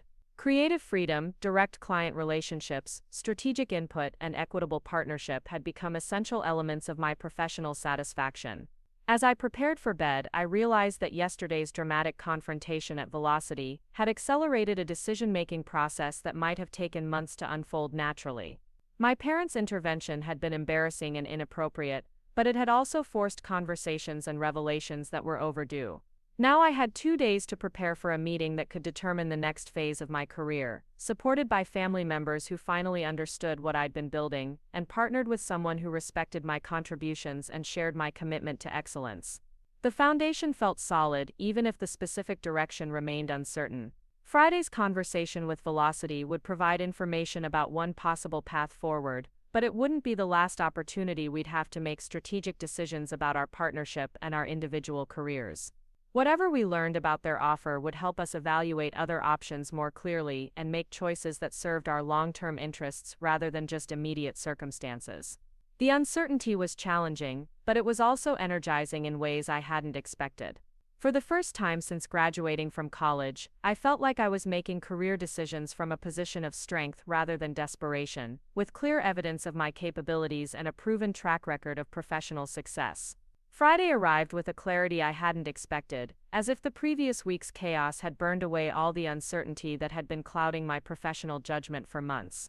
I dressed in my best suit, the charcoal gray one I'd splurged on for graduation, and met Marcus in the lobby of Velocity's downtown office building, 30 minutes before our scheduled appointment with Thomas Brennan and his business development team. The building's marble interior and floor-to-ceiling windows felt different this time, less intimidating and more like a professional environment where I belonged. Marcus looked confident in his navy suit, carrying the same leather messenger bag from our coffee shop meeting, but now also holding a polished presentation folder that contained our partnership proposal. We took the elevator to the 20th floor, where Velocity's executive offices occupied a corner suite with panoramic views of the Phoenix skyline. The receptionist, different from the one who'd checked me in earlier that week, greeted us with the kind of polished professionalism that suggested this was a routine occurrence rather than an unusual situation. Vanessa emerged from the elevator bank within minutes of our arrival, wearing a burgundy dress that complemented her confident demeanor. She shook hands with both of us, her expression warm but focused on the business agenda ahead. "Thomas is excited to meet you both," she said as we walked toward the conference room. "He's reviewed the materials Marcus provided, and he has some interesting ideas about how a partnership might work." The conference room was larger than the one where we'd met earlier in the week, with a polished mahogany table that could seat 12 people comfortably. Floor-to-ceiling windows faced west, offering spectacular views of the Valley Mountains in the distance. The setup suggested this was where Velocity conducted its most important strategic discussions. Thomas Brennan entered the room with the kind of presence that immediately commanded attention without seeming to try. He appeared to be in his early 50s, with silver-streaked hair and the confident posture of someone who'd built something significant and took pride in the accomplishment. His handshake was firm, his eye contact direct, and his smile suggested genuine interest rather than polite courtesy. Behind him came two other people I hadn't met previously. Linda Torres, the senior account manager from my original interview, nodded at me with a knowing smile. The fourth person was introduced as David Chen, Velocity's director of business development, a man about Marcus's age wearing wire-rimmed glasses and carrying a tablet that he immediately began using to take notes. Thomas settled into the chair at the head of the table and opened a leather portfolio containing documents I recognized as our business analysis from Marcus's presentation materials. "Before we begin," he said, looking directly at me, "I want to acknowledge that our first interaction was rather unconventional. I hope your family situation has stabilized since Tuesday's events." The reference to my parents' drunken intervention was direct but not judgmental, and I appreciated his willingness to address it honestly rather than pretending it hadn't happened. "Thank you for asking," I replied. "We've had some productive conversations that cleared up several misunderstandings. My parents are embarrassed about their behavior here, and they asked me to convey their apologies for disrupting your office environment." Thomas waved dismissively. "No lasting damage. If anything, the situation demonstrated something valuable about how you both handle unexpected pressure. That's useful information for the kind of partnership we're considering." His response suggested that my parents' dramatic scene might actually have worked in our favor, which was an outcome I never could have predicted when they burst through the conference room door 3 days earlier. Marcus had been right that chaos sometimes revealed strengths that wouldn't be apparent under normal circumstances. David Chen opened his tablet and pulled up what appeared to be a detailed analysis of our partnership's financial performance and growth potential. We've been impressed with what you've accomplished with Prism Creative, he began. 23 active clients, 87% retention rate, consistent revenue growth over 18 months. Those numbers exceed what we typically see from independent consultants. The validation felt significant, coming from someone whose job involved evaluating potential acquisitions and partnerships. We built something that met professional standards for success, not just our own optimistic assessments of our progress. Thomas leaned forward, his expression thoughtful. What interests us most is how you've managed to serve clients across multiple industries while maintaining high satisfaction ratings. That suggests strategic thinking and adaptability that could be valuable for our larger client relationships. Marcus nodded in acknowledgement. We've found that core marketing principles apply across different industries, but the implementation requires understanding each client's specific challenges and opportunities. No template solutions, everything customized. Exactly the approach our clients expect, Linda added. But it's labor-intensive in ways that can be challenging to scale without compromising quality. Her observation touched on the capacity constraints we'd been discussing all week. Growing our client base beyond our current ability to deliver personalized service would require either hiring additional team members or developing more efficient processes that maintained our standards. David displayed a series of charts on his tablet screen, then rotated it so Marcus and I could see the data clearly. We've modeled several scenarios for integrating Prism Creative with Velocity's existing operations, he said. Each approach offers different advantages for scaling your client relationships and expanding into new markets. The first scenario involved hiring us as senior consultants with responsibility for managing our existing client portfolio while taking on additional projects from Velocity's client base.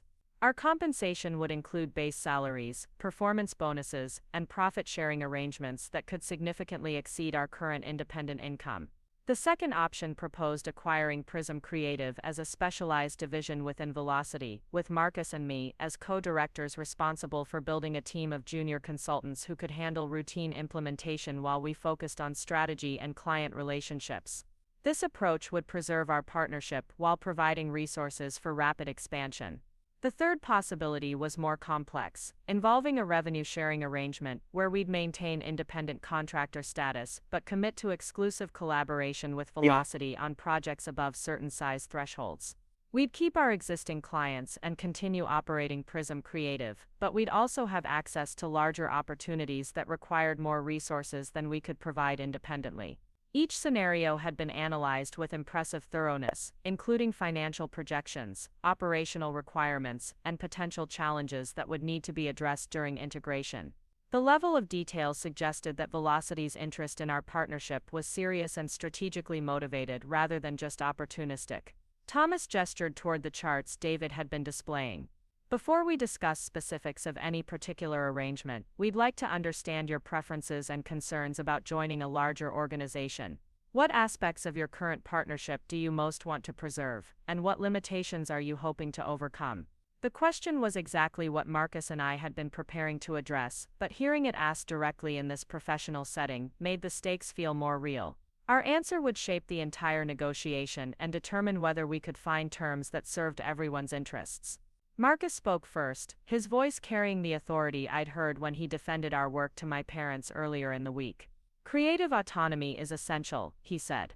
The ability to develop customized strategies without having to navigate layers of approval or compromise our vision to fit predetermined templates. I nodded in agreement and added my own priorities. Direct client relationships and strategic input on business development decisions. We want to grow our impact, not just our income, and that requires maintaining the collaborative approach that's made our current partnership successful. Thomas and David exchanged glances that suggested our requirements aligned with what they'd been hoping to hear. Those priorities make sense, given your track record, Thomas said. Cookie-cutter solutions don't generate the kind of results you've been delivering, and micromanagement would eliminate most of the value you'd bring to our organization. Linda leaned forward with a question that addressed practical implementation concerns. How do you envision managing the transition for your existing clients? Some of them might have concerns about working with a larger agency, or they might prefer to maintain the boutique consulting relationship they've established with you. The question demonstrated sophisticated thinking about client retention during business transitions, and it touched on issues Marcus and I had been discussing since Tuesday's revelations. Our clients had chosen to work with Prism Creative, partly because we offered personalized attention and rapid responsiveness that larger agencies often couldn't match. Transparency and choice, I said after considering the question carefully. We'd explain the transition honestly, describe the additional resources that would become available, and let each client decide whether the changes serve their interests. Some might prefer to continue working with us under the new structure, while others might choose to transition to different consultants. Marcus added his perspective on maintaining service quality during organizational changes. The key is ensuring that whoever handles each client relationship understands their history, preferences, and strategic goals. Continuity of knowledge matters more than continuity of personnel, though obviously we'd want to maintain direct involvement with clients who value that relationship. David was taking detailed notes on his tablet, occasionally nodding or asking clarifying questions about specific aspects of our client management approach. His questions suggested familiarity with the challenges of integrating acquired partnerships while preserving the qualities that made them successful. Thomas opened his portfolio again and pulled out a document I hadn't seen before. We've prepared a preliminary proposal that combines elements from all three scenarios we discussed, he said, sliding copies across the table to Marcus and me. It's more complex than a simple employment arrangement, but it preserves the autonomy and partnership structure that seem to be important to you. The proposal outlined a hybrid relationship where Prism Creative would become a wholly owned subsidiary of Velocity, with Marcus and me as equal partners in both ownership and management responsibilities. We'd maintain control over our existing client relationships and strategic decisions, while gaining access to Velocity's resources, larger client opportunities, and operational support systems. Financially, the arrangement included guaranteed minimum compensation that exceeded our current income, performance bonuses tied to revenue growth and client satisfaction metrics, and equity participation in both Prism Creative's success and Velocity's overall profitability. The numbers were more generous than I'd expected, reflecting confidence in our ability to generate value that justified the investment. Operationally, we'd have budget authority for hiring additional team members, access to Velocity's marketing tools and technology platforms, and support from their business development team for pursuing larger client opportunities. We'd report directly to Thomas rather than through intermediate management layers, and we'd have representation on Velocity's strategic planning committee. The proposal also addressed concerns about creative control and client relationships that we'd emphasized during our discussion. Prism Creative would maintain its brand identity and approach, with Velocity's involvement limited to providing resources and opportunities, rather than directing strategic decisions. I read through the document twice, noting details that seemed almost too good to be true. The compensation was substantial, the autonomy was preserved, and the growth opportunities were exactly what we'd been discussing as our long-term goals for independent expansion. Marcus was reviewing the same sections, his expression thoughtful but not skeptical. "This looks comprehensive," he said finally. "What's the timeline for implementation if we decide to move forward?" David consulted his tablet before responding. "Legal documentation would take approximately 6 weeks to complete, assuming we can reach agreement on the major terms relatively quickly. Client transition communications could begin immediately after contracts are signed, with full integration completed within 90 days. The timeline was faster than I'd expected but not unreasonably rushed. 3 months would provide adequate time to notify clients, establish new operational procedures, and address any concerns that arose during the transition process." Thomas leaned back in his chair, his demeanor relaxed but attentive. "Obviously, you'll want time to review this proposal thoroughly and discuss it with your legal and financial advisors. We're not expecting an immediate decision, but we'd appreciate feedback on whether we're in the right general direction." The approach was professional and pressure-free, acknowledging that decisions of this magnitude required careful consideration and expert consultation. It also suggested confidence that their offer was competitive enough to withstand scrutiny from people whose job was to identify potential problems or disadvantages. Vanessa, who had been relatively quiet during the business discussions, spoke up with a question that addressed personal as well as professional considerations. "How do you both feel about the cultural fit between your working style and Velocity's organizational environment? That's often more important than financial terms for long-term satisfaction." The question was perceptive and touched on concerns I'd been trying to articulate about joining a larger organization. Corporate culture could be difficult to assess from outside, and mismatches often became apparent only after integration was already complete. Marcus answered first, drawing on his experience as a Velocity employee as well as our collaborative partnership. The creative team environment has been supportive of innovation and strategic thinking, he said. There's less bureaucracy than I expected when I first joined, and senior leadership seems genuinely interested in results rather than process compliance. I appreciated his insight, though I realized I'd been thinking about cultural fit primarily in terms of my own preferences, rather than how our partnership might function within a larger organizational structure. My main concern is preserving the collaborative decision-making approach that's made our partnership successful, I said. As long as we can maintain that dynamic while accessing additional resources, I think the cultural integration would work well. Thomas nodded approvingly. That's exactly the kind of thinking we want to encourage throughout the organization. Collaborative partnerships generate better results than hierarchical command structures, especially for creative and strategic work.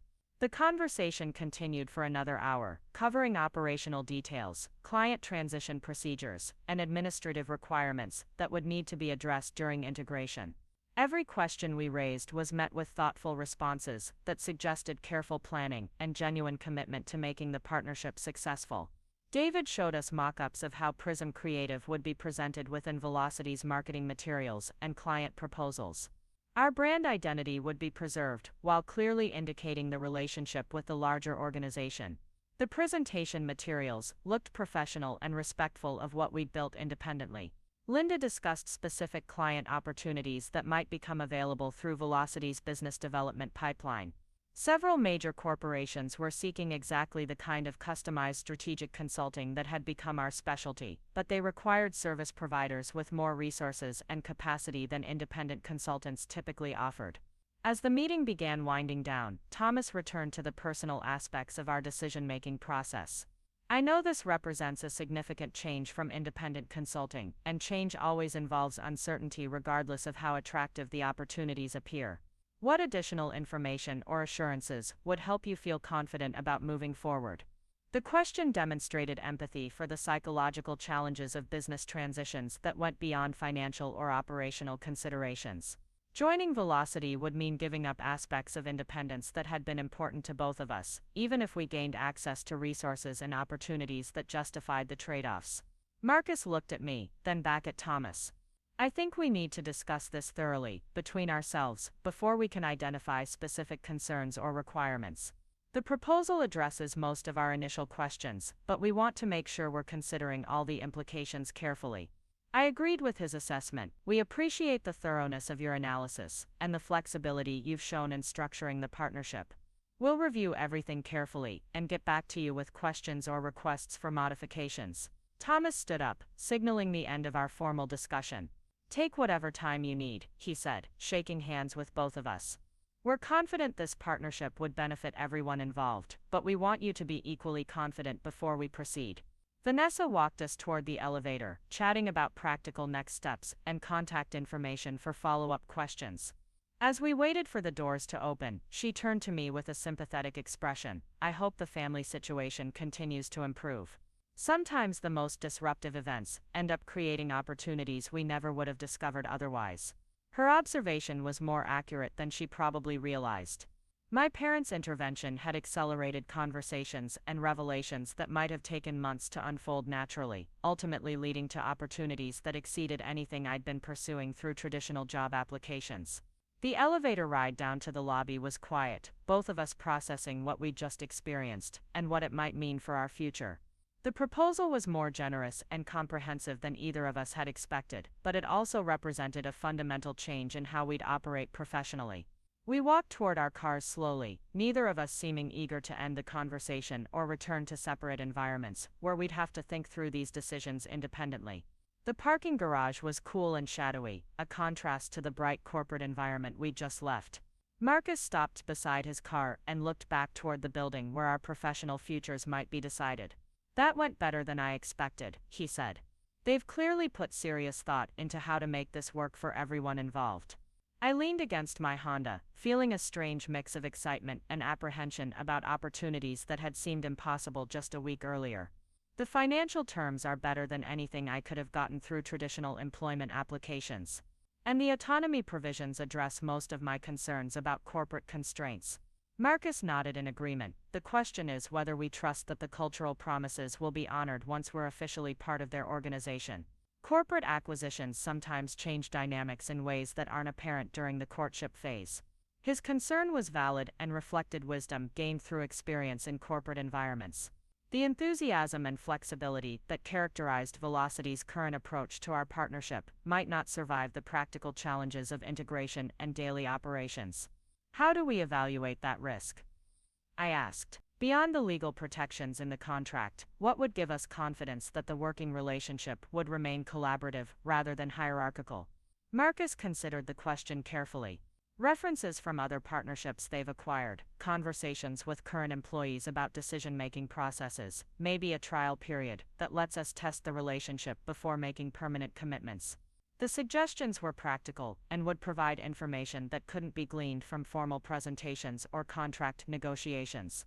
Understanding how Velocity had handled previous acquisitions would help us predict how they'd approach our integration. Do you want to pursue this opportunity seriously? I asked. Or are you leaning toward declining and building Prism Creative independently? Marcus was quiet for a long moment, staring out at the Phoenix skyline visible through the garage's open sides. Honestly, I think this could be exactly what we need to reach our potential. The resources, the larger clients, the support systems, they'd let us focus on strategic work instead of administrative details. His response surprised me with its decisiveness. I'd expected more ambivalence about giving up the independence we'd fought to establish. What about the creative control issues we discussed? Don't you worry about losing the flexibility that's made our partnership successful? I do worry about it, he said. But I also think we've reached the limits of what we can accomplish on our own. The clients we're turning away, because of capacity constraints, represent missed opportunities that could fund the kind of expansion we'd need to remain competitive. His analysis was logical and aligned with conversations we'd been having about growth strategies. Staying small and independent had advantages, but it also imposed limitations that were becoming more constraining as our reputation and demand for our services increased. I spent another 10 minutes discussing practical concerns and timeline considerations with Marcus before we finally separated to think through the decision independently. The drive home gave me time to process the morning's conversations and consider what accepting Velocity's proposal would mean for my relationship with my family and my long-term career goals. My parents were both home when I arrived, sitting in the living room with expressions that suggested they'd been waiting eagerly for news about the meeting. My mother jumped up as soon as I walked through the door, her face bright with curiosity. How did it go? What did they offer you?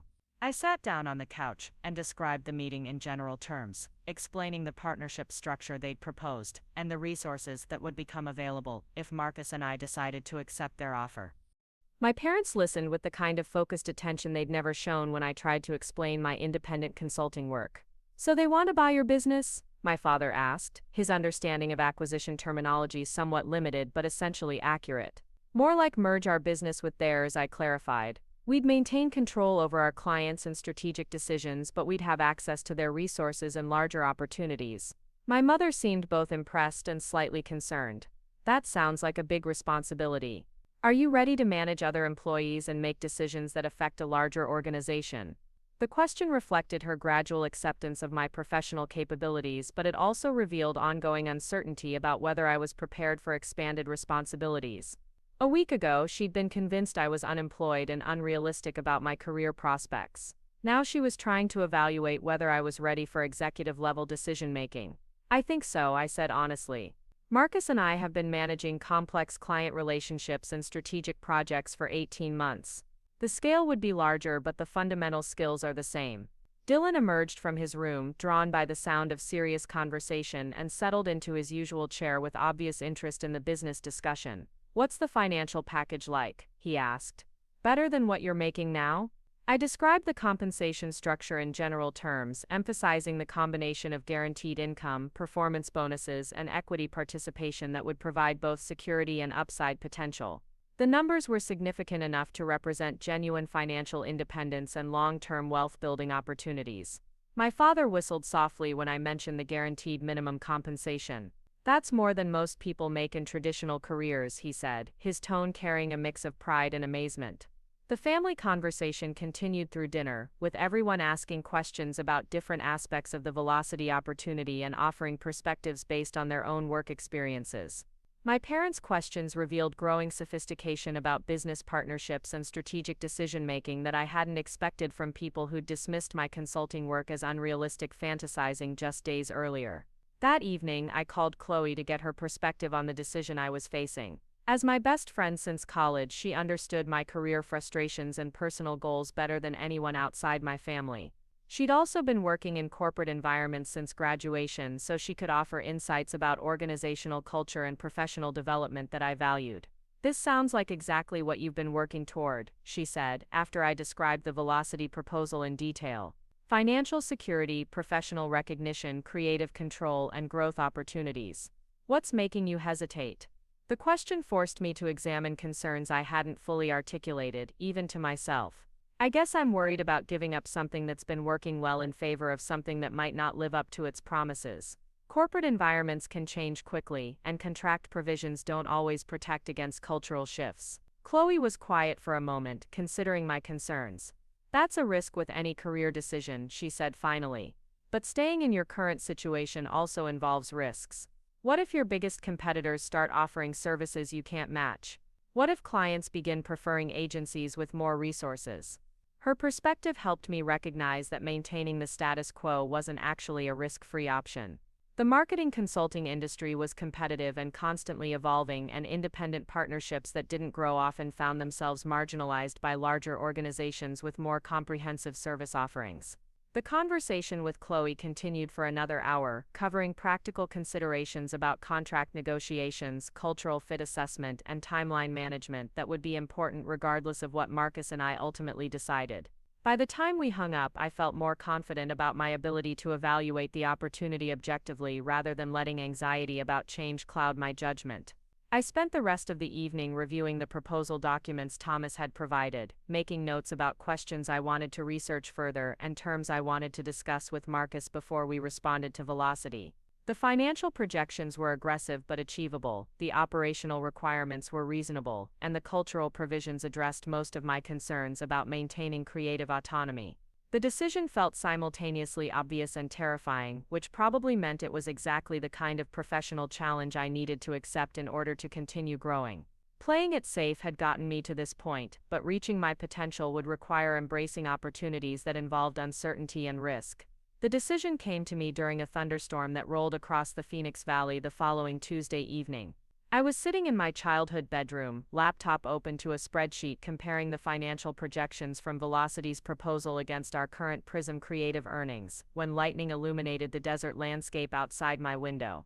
The flash of clarity that followed had nothing to do with numbers and everything to do with recognizing that I'd been asking the wrong questions about our future. Marcus and I had spent the weekend researching Velocity's track record with previous acquisitions, speaking with former partners who'd joined the organization, and consulting with attorneys who specialized in business mergers. Every piece of information we gathered supported the conclusion that Thomas Brennan's team was genuinely committed to preserving what made our partnership successful while providing resources that would accelerate our growth beyond anything we could achieve independently.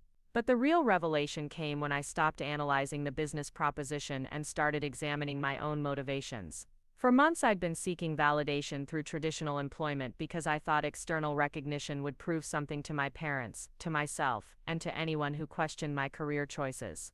The Velocity opportunity offered everything I'd been pursuing, but it also revealed that validation had been coming from the wrong sources all along.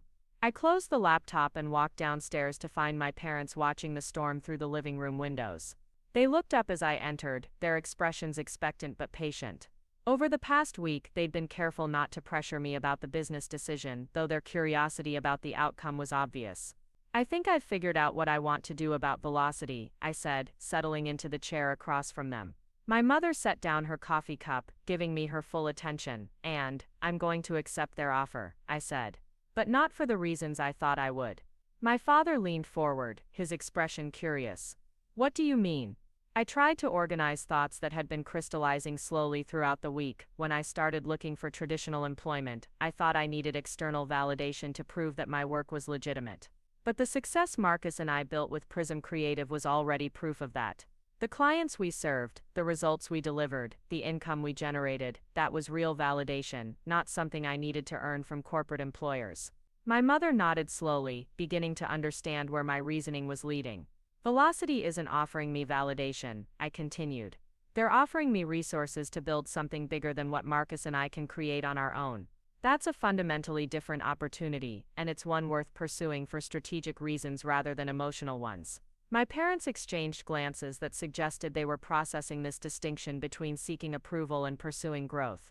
It was a subtle but important difference that had taken me weeks to recognize clearly. So you're choosing the partnership because it serves your business goals, not because you need their approval, my father said, his tone suggesting he found this reasoning more compelling than validation seeking. Exactly, and that changes how I'll approach the relationship if we move forward. I'll be negotiating as an equal partner who brings value to their organization, not as someone grateful for the opportunity to prove themselves. Dylan emerged from the kitchen carrying a bowl of cereal, having overheard enough of the conversation to understand its significance. When do you tell them your decision? Tomorrow morning. Marcus and I are meeting with Thomas at 9 to give them our answer and discuss implementation details. The family conversation continued for another hour, but the tone was different from our discussions earlier in the week. Instead of analyzing whether the velocity opportunity was advantageous, we talked about practical considerations for managing the transition and long-term strategies for building the expanded partnership successfully. My parents asked thoughtful questions about client retention during organizational changes, team management responsibilities, and growth projections that revealed their increasing sophistication about business operations. Their engagement felt supportive rather than skeptical, as if they'd finally accepted that my professional judgment was sound and my career trajectory was promising. That night, I called Marcus to confirm that we were aligned on accepting Velocity's proposal. He'd reached the same conclusion through similar reasoning, recognizing that the partnership offered resources and opportunities that justified the trade-offs in independence. We spent an hour discussing negotiation points for the implementation meeting, but both of us felt confident that the major terms were already acceptable. The storm had passed by morning, leaving the desert air clean and bright, with the kind of clarity that follows substantial weather events. I arrived at Velocity's offices 15 minutes early, using the extra time to review my notes and prepare for what would likely be the most important business conversation of my career. Marcus was waiting in the lobby, wearing a suit that struck the perfect balance between professional authority and collaborative approachability. His expression was calm but focused, the demeanor of someone who'd made a strategic decision and was ready to execute it effectively. Thomas Brennan greeted us in the conference room where we'd met the previous Friday, but the atmosphere felt different this time. Instead of evaluating whether we might be compatible partners, we were now discussing how to make that partnership successful. The shift from uncertainty to commitment changed the entire dynamic of our interaction. We've reviewed your proposal thoroughly, Marcus began after we'd settled around the conference table. We're prepared to accept the terms you outlined, with a few modifications that we'd like to discuss. Thomas smiled, his expression suggesting he'd been expecting this response. We're pleased to hear that. What modifications are you considering? I pulled out the notes we'd prepared during our weekend consultations. We'd like to include specific performance metrics that trigger additional autonomy privileges as our division grows. Essentially, success benchmarks that expand our decision-making authority over time. The request was strategic rather than defensive, designed to ensure that our influence within Velocity would increase as we demonstrated our value to the organization. It also provided protection against future management changes that might be less supportive of our collaborative approach. David Chen, who was taking notes on his tablet, nodded approvingly. That makes sense. What kinds of metrics are you thinking about? Marcus outlined our proposal for linking expanded authority to client satisfaction scores, revenue growth, and team performance indicators that aligned with Velocity's broader organizational goals. The metrics were ambitious but achievable, and they created incentives for us to exceed expectations rather than just meet minimum requirements. Thomas reviewed our suggestions carefully, occasionally asking clarifying questions or proposing alternative benchmarks that might be easier to measure accurately. The conversation was collaborative rather than adversarial, with everyone focused on creating arrangements that would motivate excellent performance while protecting the interests of all parties involved. Vanessa joined the meeting during our discussion of implementation timelines, bringing contracts that had been revised to incorporate the modifications we'd requested. The legal documents were more complex than I'd expected, but they reflected careful attention to the details that would govern our working relationship for years to come. How quickly can we begin transitioning our existing clients? I asked, eager to start the practical work of integration. We can start client communications as soon as the contracts are signed, Vanessa replied. Legal review should be complete by next Wednesday, which means we could begin active integration the following Monday. The timeline was faster than I'd anticipated, but it made sense from Velocity's perspective. They'd identified an opportunity to acquire an established partnership with proven results, and delays would only create uncertainty that might compromise client relationships or competitive positioning. We spent the next 2 hours working through operational details that would determine how smoothly the integration proceeded. Client communication strategies, team hiring priorities, technology platform migrations, and administrative procedures that would need to be established before we could function effectively as part of Velocity's organization. Linda Torres had prepared detailed analyses of potential client conflicts or overlaps between our existing relationships and Velocity's current accounts. The research revealed opportunities for expanded services that could benefit multiple clients while generating additional revenue for both divisions. Your work with the Sedona Boutique Hotel could complement our campaign for the Arizona Tourism Board, she explained, showing us marketing materials that demonstrated natural synergies between projects. Instead of competing for the same clients, we'd be offering more comprehensive services that neither of us could provide independently. The collaborative possibilities were more extensive than I'd realized, extending beyond simple resource sharing to strategic partnerships that could create unique value propositions in the competitive marketing consulting marketplace. Thomas leaned back in his chair as our discussion began winding down, his expression satisfied but thoughtful.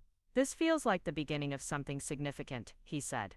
Not just for your careers or our organization, but for what's possible when talented people commit to building something together. His words carried weight beyond their immediate business context, acknowledging that successful partnerships required more than financial arrangements or operational agreements. They required mutual respect, shared vision, and genuine commitment to each other's success.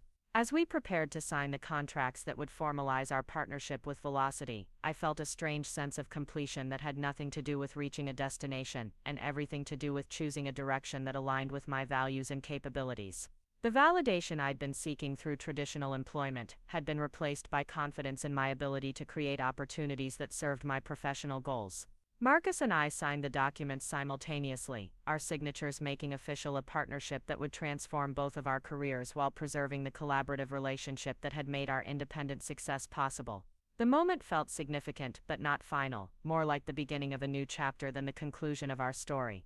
The rest of the morning was devoted to practical planning for the transition process, client communication templates that would explain the partnership changes while emphasizing continuity of service.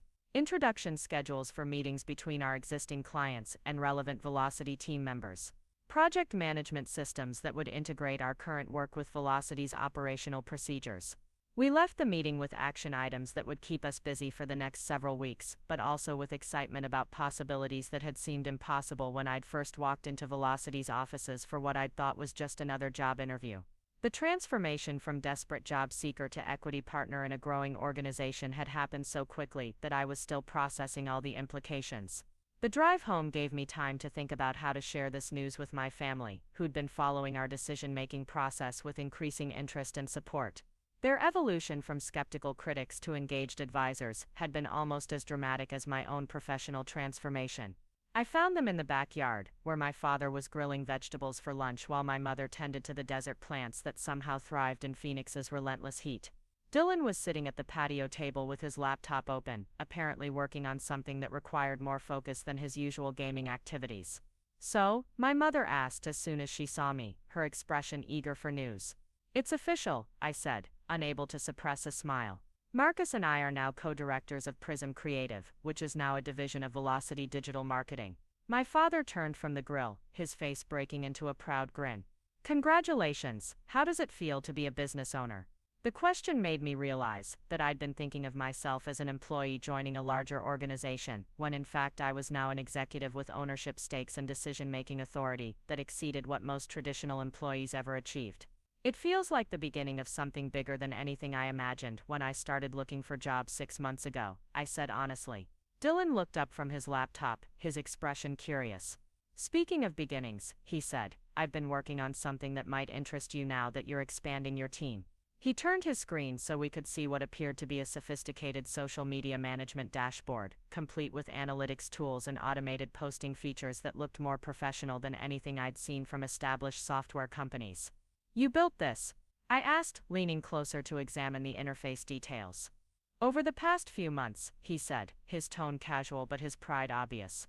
I figured if you and Marcus were building a consulting business, you might need better tools for managing multiple client accounts efficiently. The software was impressive, demonstrating programming skills and strategic thinking about business operations that I hadn't realized Dylan possessed. It also revealed that he'd been paying closer attention to our work than any of us had recognized. This is incredible, Marcus said, appearing in the backyard as if summoned by the conversation. How did you learn to develop something this sophisticated? Dylan shrugged, though his pleasure at the recognition was obvious. Online tutorials, coding forums, trial and error. Same way you learned digital marketing, I guess. The comparison was accurate and highlighted something important about how skills were developed in the modern economy.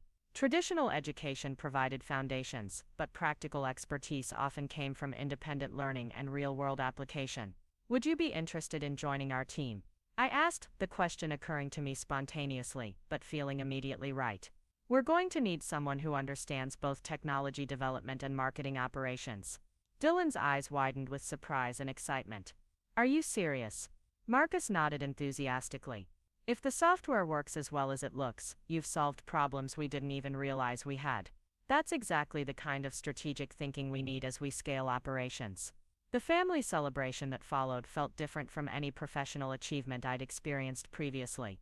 Instead of individual success that separated me from people who didn't understand my work, this was shared accomplishment that brought us closer together while opening opportunities for continued collaboration. My parents asked detailed questions about the business structure we were creating, offering perspectives based on their own careers and expressing genuine pride in what their children were building together. The conversation revealed how much their understanding of modern work had evolved since my dramatic job interview the previous week. That evening, I sat in my childhood bedroom, for what might be the last time as a resident rather than a visitor. The Velocity partnership provided income that would allow me to afford my own apartment, but it also created flexibility about where and how I lived that I hadn't expected. I looked around the room, where I'd spent countless hours developing marketing strategies, conducting client calls, and building something significant, while my family remained unaware of my progress. The space had served as headquarters for a successful consulting business, but it had also been a refuge during months when I doubted my own capabilities and questioned whether my career goals were realistic. Tomorrow, I'd begin the process of transitioning Prism Creative into its new structure as part of Velocity, with resources and opportunities that would accelerate our growth beyond anything Marcus and I could have achieved independently. Dylan would join our team as technology director, bringing skills that complemented our marketing expertise, while strengthening family relationships that had been strained by misunderstanding and miscommunication. The phone buzzed with text messages from friends who'd heard various versions of our business acquisition, though the full story was more complex and satisfying than anything I could explain in brief social media updates. Chloe's message simply read, "Proud of you for choosing growth over safety," which captured something essential about the decision-making process I'd been navigating. 6 months ago, I'd been a recent college graduate, struggling to translate education into employment, convinced that my career prospects depended on impressing corporate recruiters who would validate my worth through traditional hiring processes. The transformation to confident business owner had happened gradually, then suddenly, culminating in opportunities that exceeded anything I'd originally pursued.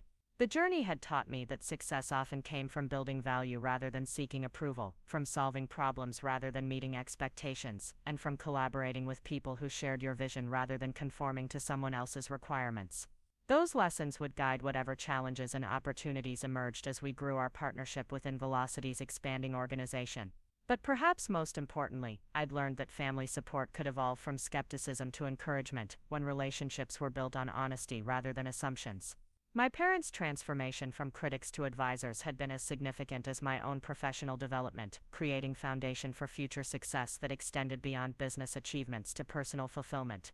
As I prepared for sleep in a room that had witnessed both struggle and triumph, I felt grateful for the chaotic sequence of events that had led to this moment.